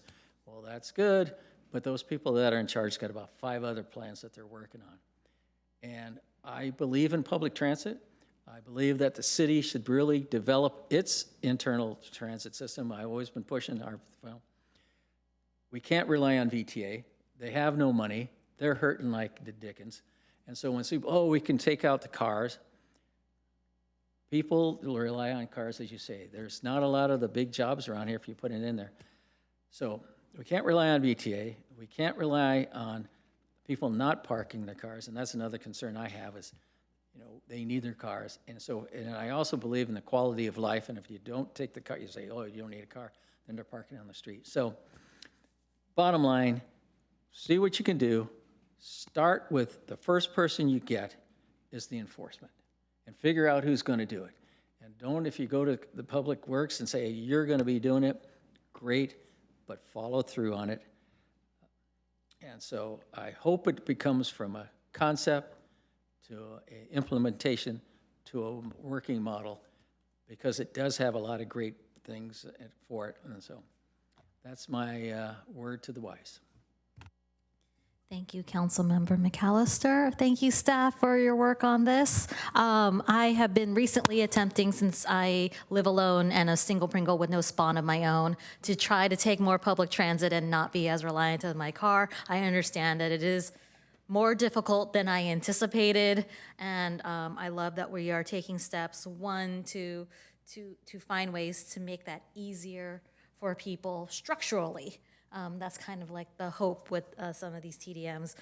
Some of my colleagues know that I've been complaining about them when I trade, like recently I tried to do a Costco trip by taking public transit only. That's an adventure. But thank you for your work on this, and I hope that it will help bring our car trips down as a community, and in return give us a better clean air and a better environment moving forward. So thank you so much, and we are ready for the roll call vote. City Clerk? Councilmember Ramirez? Yes. Vice Mayor Clark? Yes. Councilmember Hicks? Yes. Councilmember Kamei? Yes. Councilmember McAllister? Yes. Councilmember Showalter? Yes. Mayor Ramos? Yes. Motion carries unanimously. Thank you. With that, I am going to do a 10-minute break. It is currently 8:38. We'll reconvene at 8:48. And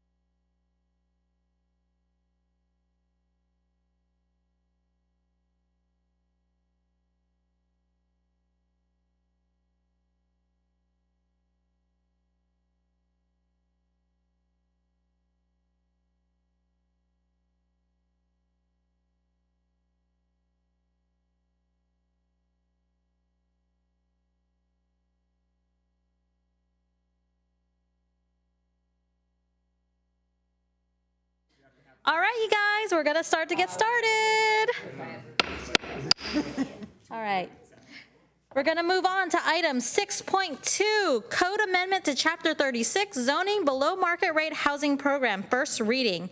Housing Specialist 2, Anna Reynoso, and Affordable Housing Manager Julie Barnard will present the item. If you would like to speak on this item in person, please submit the blue speaker card to the city clerk now. Go ahead. Good evening, Mayor, Vice Mayor, and council members. My name is Ana Reynoso, Housing Specialist 2, and this evening I'm joined by Affordable Housing Manager Julie Barnard, Housing Director Wayne Chen, and joining us virtually is Darren Smith with Economic Planning Systems. This evening we will be presenting ordinance amendments to the below market rate, also referred to as BMR program. This evening we will be reviewing some background, the amendments, and sharing an updated recommendation. The BMR program refers to inclusionary units that are integrated within market rate developments, not projects that are 100% affordable housing. The city has a 15% BMR requirement for rental and ownership projects and a 25% requirement for townhome and row home projects. Residential projects that create more than 7 units provide on-site integrated BMR units at different AMI levels. Developers may pursue an alternative compliance in place of providing on-site BMR units. Currently, this is achieved through land dedication, off-site unit delivery, and in lieu fees. The city's Housing Element Program 1.9 requires 2 reviews of the BMR program in the 8-year cycle under 5 criteria, as presented to Council in December 2023 and November 2025. We have approached the BMR ordinance modifications in 2 phases. In phase 1, completed in February 2025, Council approved the initial set of cleanup items. Council's review of phase 2 follow-up items occurred this past November. Council approved staff recommendations and made 2 friendly amendments. The first related to the graduated fee exemption, which will be discussed later. The second amendment directed staff to evaluate the feasibility of including in the administrative guidelines staff discretion to grant an extension of delivery for alternative compliance options of up to 6 months if the developer is working in good faith. As part of the phase 2 on March 4th, 2026, staff presented to EPC the BMR amendments approved by Council in November 2025. EPC supported staff's recommendation with 2 modifications to the alternative means of compliance. The first modification adds a provision to ensure development partners with alternative compliance proposals meet appropriate qualifications and standards. These will be discussed in a few moments. The second modification asks staff to conduct additional evaluation to ensure off-site alternative compliance proposals do not contribute to the geographic concentration of lower income households. After the EPC meeting, staff further evaluated the HCD opportunity maps and other maps and determined the recommended map would address EPC concerns about overconcentration. Therefore, staff recommends keeping the recommended map. In December of 2023, Council directed staff to study options to improve the physical accessibility of BMR units. In November 2025, based on the analysis completed, Council approved the staff recommendation to require 15% of BMR units or a minimum of 1 unit to be accessible. Since then, there have been no changes to this amendment. Amendment 2 establishes updated requirements for an applicant proposing alternative means of compliance. Since November, there have been no changes to the general requirements applicable to all alternative means of compliance proposals. The requirements shown were approved by Council in November 2025. As such, we will address new items which are indicated in red boxes. The housing element opportunity site has been added to the location requirements. All other requirements for land dedication remain unchanged since November. To align the location requirements for land dedication, the addition of a housing element opportunity site has been added to the location requirement for off-site development. EPC provided input to ensure that partner qualifications do not undermine the delivery or quality of affordable housing. Based on staff analysis, staff is recommending minimum threshold requirements if an applicant chooses to work with a partner to deliver alternative compliance via off-site unit delivery. Alternative compliance for acquisition and preservation has no changes except the addition of a partner threshold requirement in the event the applicant proposes to partner with a third party for this option. And now I will hand it over to Affordable Housing Manager Julie Barnard for the remaining portion. Good evening. For the third amendment, staff recommend using the California Construction Cost Index as the appropriate escalator index and some other revisions to the fees as discussed in November of 2025. The fourth amendment addresses the remaining cleanup items that were not incorporated into the February 2025 update. These include clarifying the weighted average for the AMI limits and updating the administering department from CDD to housing. Staff recommends no changes to the November 2025 council direction for this Fifth Amendment, which includes removing the HOA reserve fund. Amendment number 6 relates to the graduated fee reduction. Staff initially introduced a graduated fee reduction schedule, which was presented in November 2025. To recap, projects up to 6 units currently pay the in lieu fee. Once a project reaches 7 units, a full BMR unit must be delivered.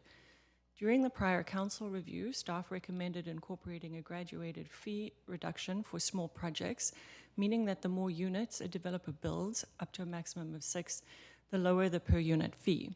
The intent of this initiative is to incentivize developers of small projects to maximize the development potential of their sites, and also to further Housing Element Goal 2.2, pilot ADU and SB9 financial incentives programs.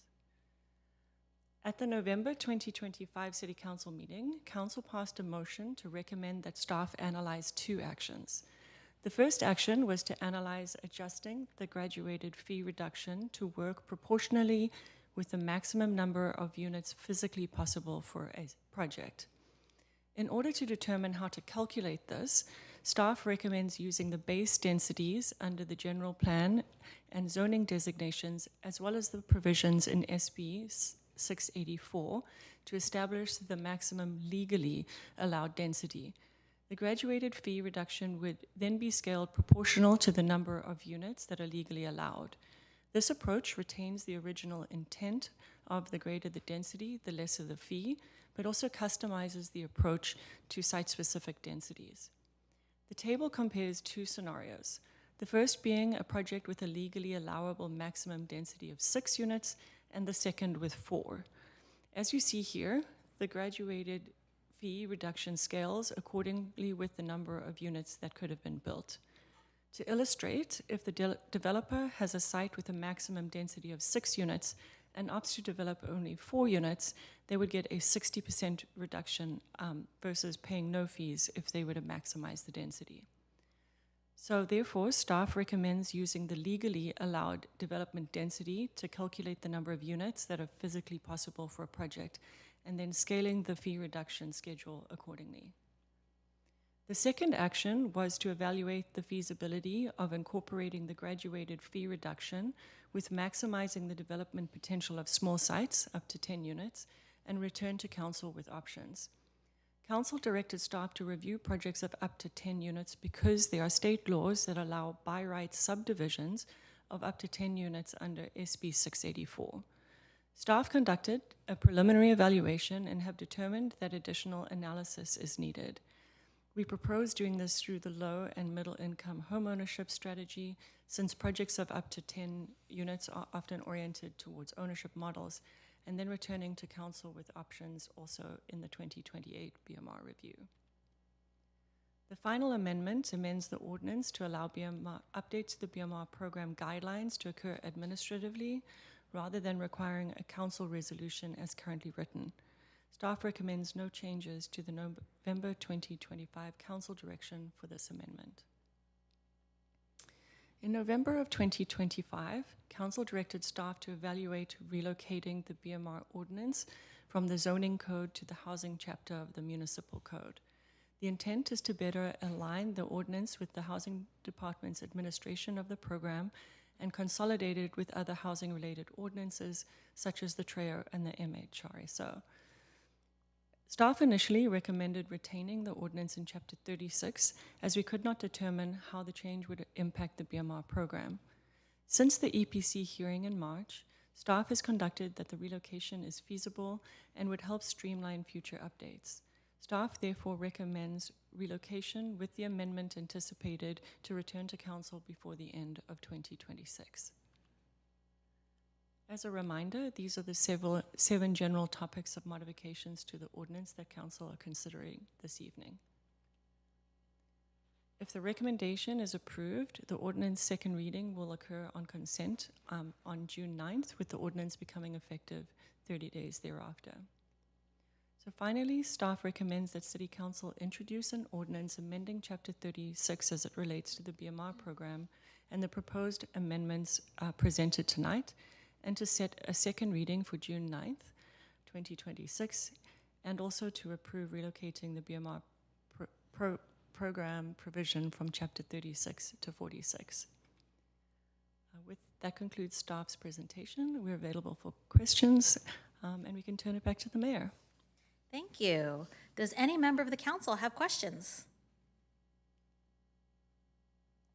Going once, going twice. All right, we will now go, oh wait, Councilmember Showalter. I was having trouble getting the screen to change here. Yeah, I asked this question and you answered it a little bit in your presentation, but I'm going to ask it again just to make sure that I understand it. And that is, can you please explain the timing of the delivery of the alternative site affordable housing and the possible flexibility and who determines it? Right. I may also ask Director Chen just to verify my understanding of where what we've discussed. But currently, what we presented to you in November was that the certificates of occupancy needed to occur concurrently. Exactly. You requested a 6-month extension. Staff did their due diligence. We've all decided that, yes, we agree, 6 months isn't enough. As written, it would allow, rather than the certificates of occupancy occurring concurrently, providing the off-site project was under construction or about to be under construction, like that would meet the requirements. There's another provision that the approval body at the time would have the discretion to extend the timing. Like, we're in concurrence that we wouldn't want to hold back a project that's about to be constructed or about to be delivered because they're just a few months or even, a year from construction commencing. But we do want some kind of accountability to make sure that the units are delivered. Okay, and so the approval body would be the housing staff? Right, yeah. Okay, all right. Well, thank you, that's clear. Any other questions from my colleagues? Seeing none, we're going to move on to public comment. Would any member of the public on the line or in person like to provide comment on this item? If so, please turn in a blue speaker card or click the raise hand button in Zoom or press *9 on your phone. A timer will be displayed on the screen. Each speaker will have 3 minutes. I see no in-person public. Oh, okay. So they just popped up magically. All right, Robert Cox, followed by Alexander Amoroso, followed by Kevin Ma. All right. Mayor Ramos, Vice Mayor Clark, and members of the City Council. I'm here to make a comment and not say anything negative, believe it or not. In particular, I just wanted to call out, you know, as I wrote in the letter about Amendment 2, add requirements for alternative means of compliance. I think this is really great. And the reason I do is I remember when I was on the EPC and we talked about the idea that, okay, we have these BMR requirements, but we're going to need to have an alternative because who knows, somebody might be able to propose something better. Well, that's true, and yet I'm thinking in the back of my mind, how easy is it going to be to evaluate that it's actually of greater use than what the standard would be? And I've seen cases where, you know, proposals have come into the council kind of like at the last minute, and staff really hasn't had a chance to evaluate, and then council, I feel, sometimes ends up making decisions in the dark about whether it's really better or really not. But adding new requirements, particularly ones when you have an affordable housing developer that's partnering with a market rate developer, and that affordable housing developer has to have real credibility, like no bankruptcies, no outstanding criminal indictments or whatever, you know, it really is going to make it happen. So thank you for making those changes, and I look forward to your voting yes. Next, we have Alexander Amoroso, followed by Kevin Ma. Evening again, Council. Much like the previous note, this is all in support for this measure. Just a couple notes for consideration to take into mind. So, as much as I do support affordable housing, because in my opinion, in one of the wealthiest areas, countries, states in the world, people who are not housed is a crime. So I very much support more affordable housing to be built. However, there is something to take into consideration to not taking our eye off the ball when it comes to just housing, period, because a lot of the problems we do see when it comes to building up more and more affordable housing is that I'm tracking that this is going to be another one of those projects where people of a certain income are only going to be allowed to apply, as opposed to having more general housing where lower, middle, high class can apply to live here. So making sure that we don't bottleneck that market of housing and make sure that we're still working on those projects. And also something of consideration for this housing project is an expansion on what I've seen here in the city, which is the profession housing.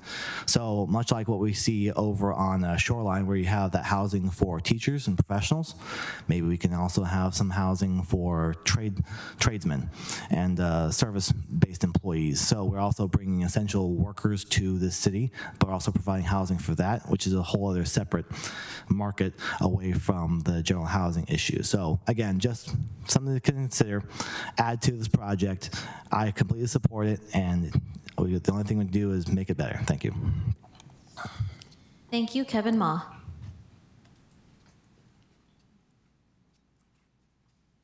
Evening again, Council. I would like to comment regarding the letter that David sent for Mountain View UMB. I would like to echo the point about, I do believe that we should consider doing the 10-unit fee exemption now rather than waiting 1.5 years.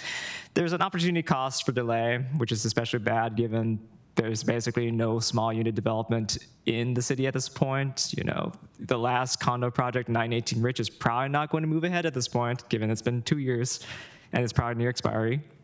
So I do believe that we should jumpstart the ability for small developers, like some that have come before you or before EPC, to see if they can get some kind of fee exemption, just because at this point, for those kind of projects, the affordable housing fee or the BMR in lieu is one of the biggest impediments the city itself has posed. And that may be a thing to also consider for the 2028 BMR review, is just whether we do need to recalculate the inclusionary zoning requirements we do set. For example, San Francisco does their checks every 3 years, and they, at this point, probably have a lower inclusionary zoning requirement than we do, which is interesting. So I do wish to see these changes to go ahead, because there are other changes that do impact developers, such as the equal to 100% AMI, but we do need to recalculate the fees and our regulations given economic conditions. Thank you. Thank you. We will move on to virtual speakers. Karen Berkey.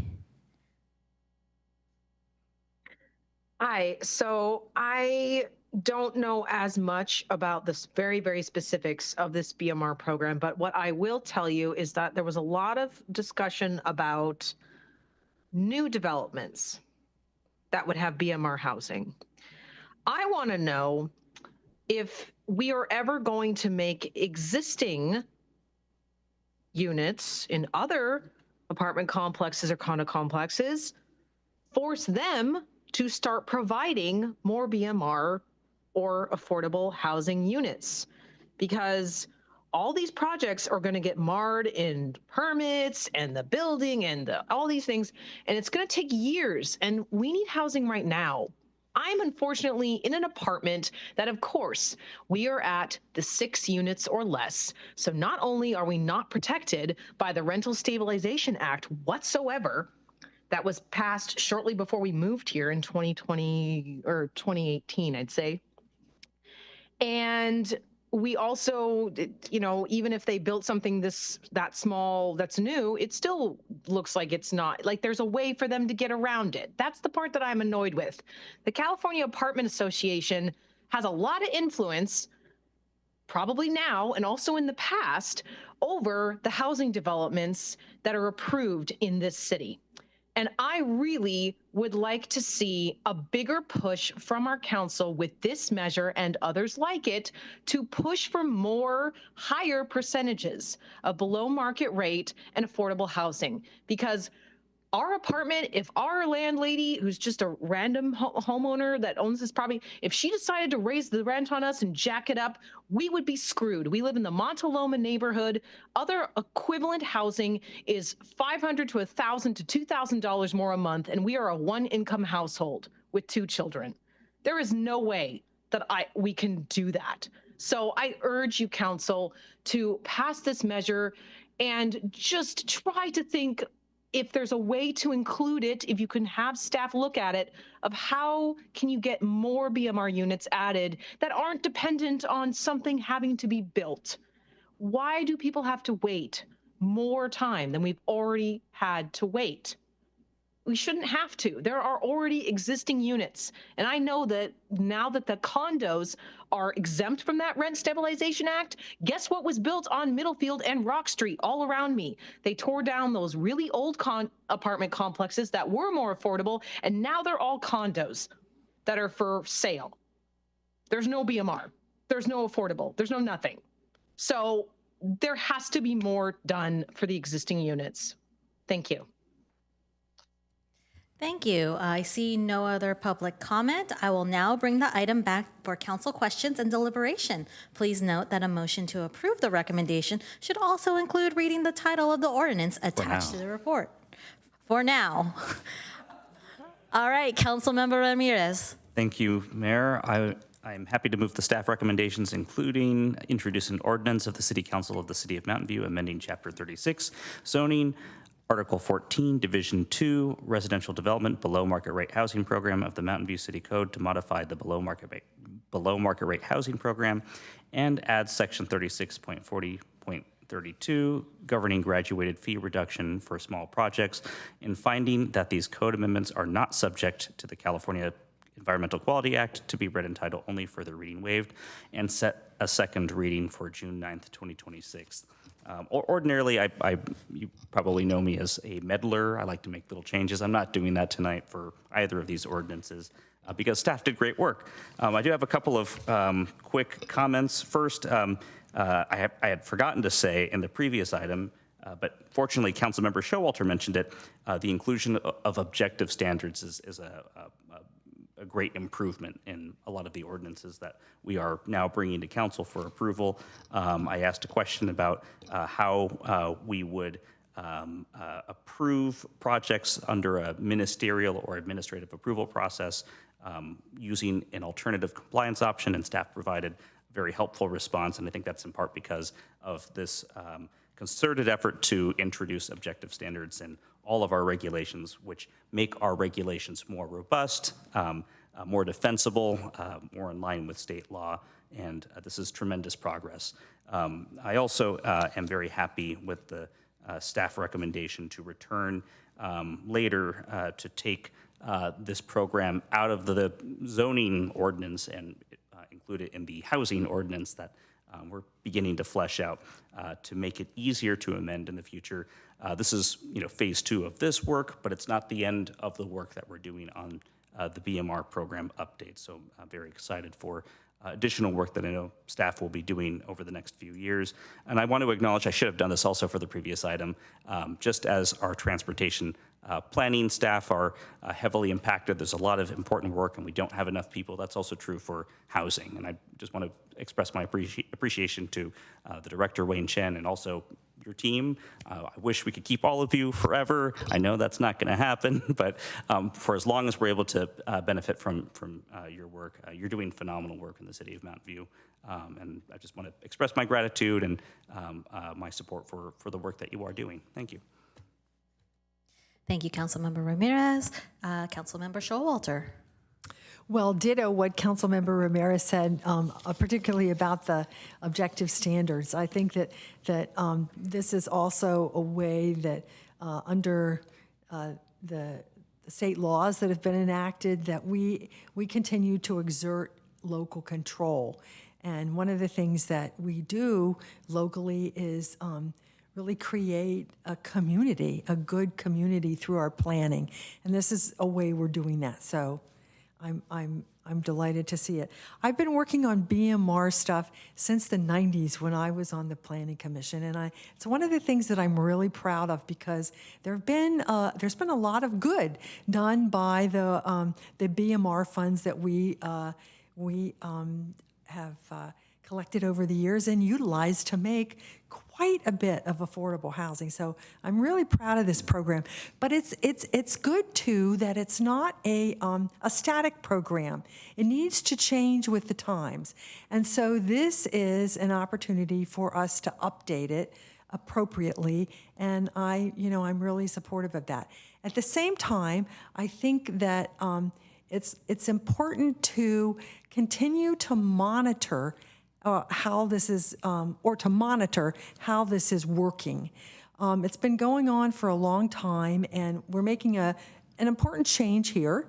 And I think that in the next 3 to 5 years, we should monitor this program and see how it's working, and come back with an evaluation of, is it doing what we want to do? So that is the only suggestion that I would like to make to this, is that we include monitoring of the program so that we can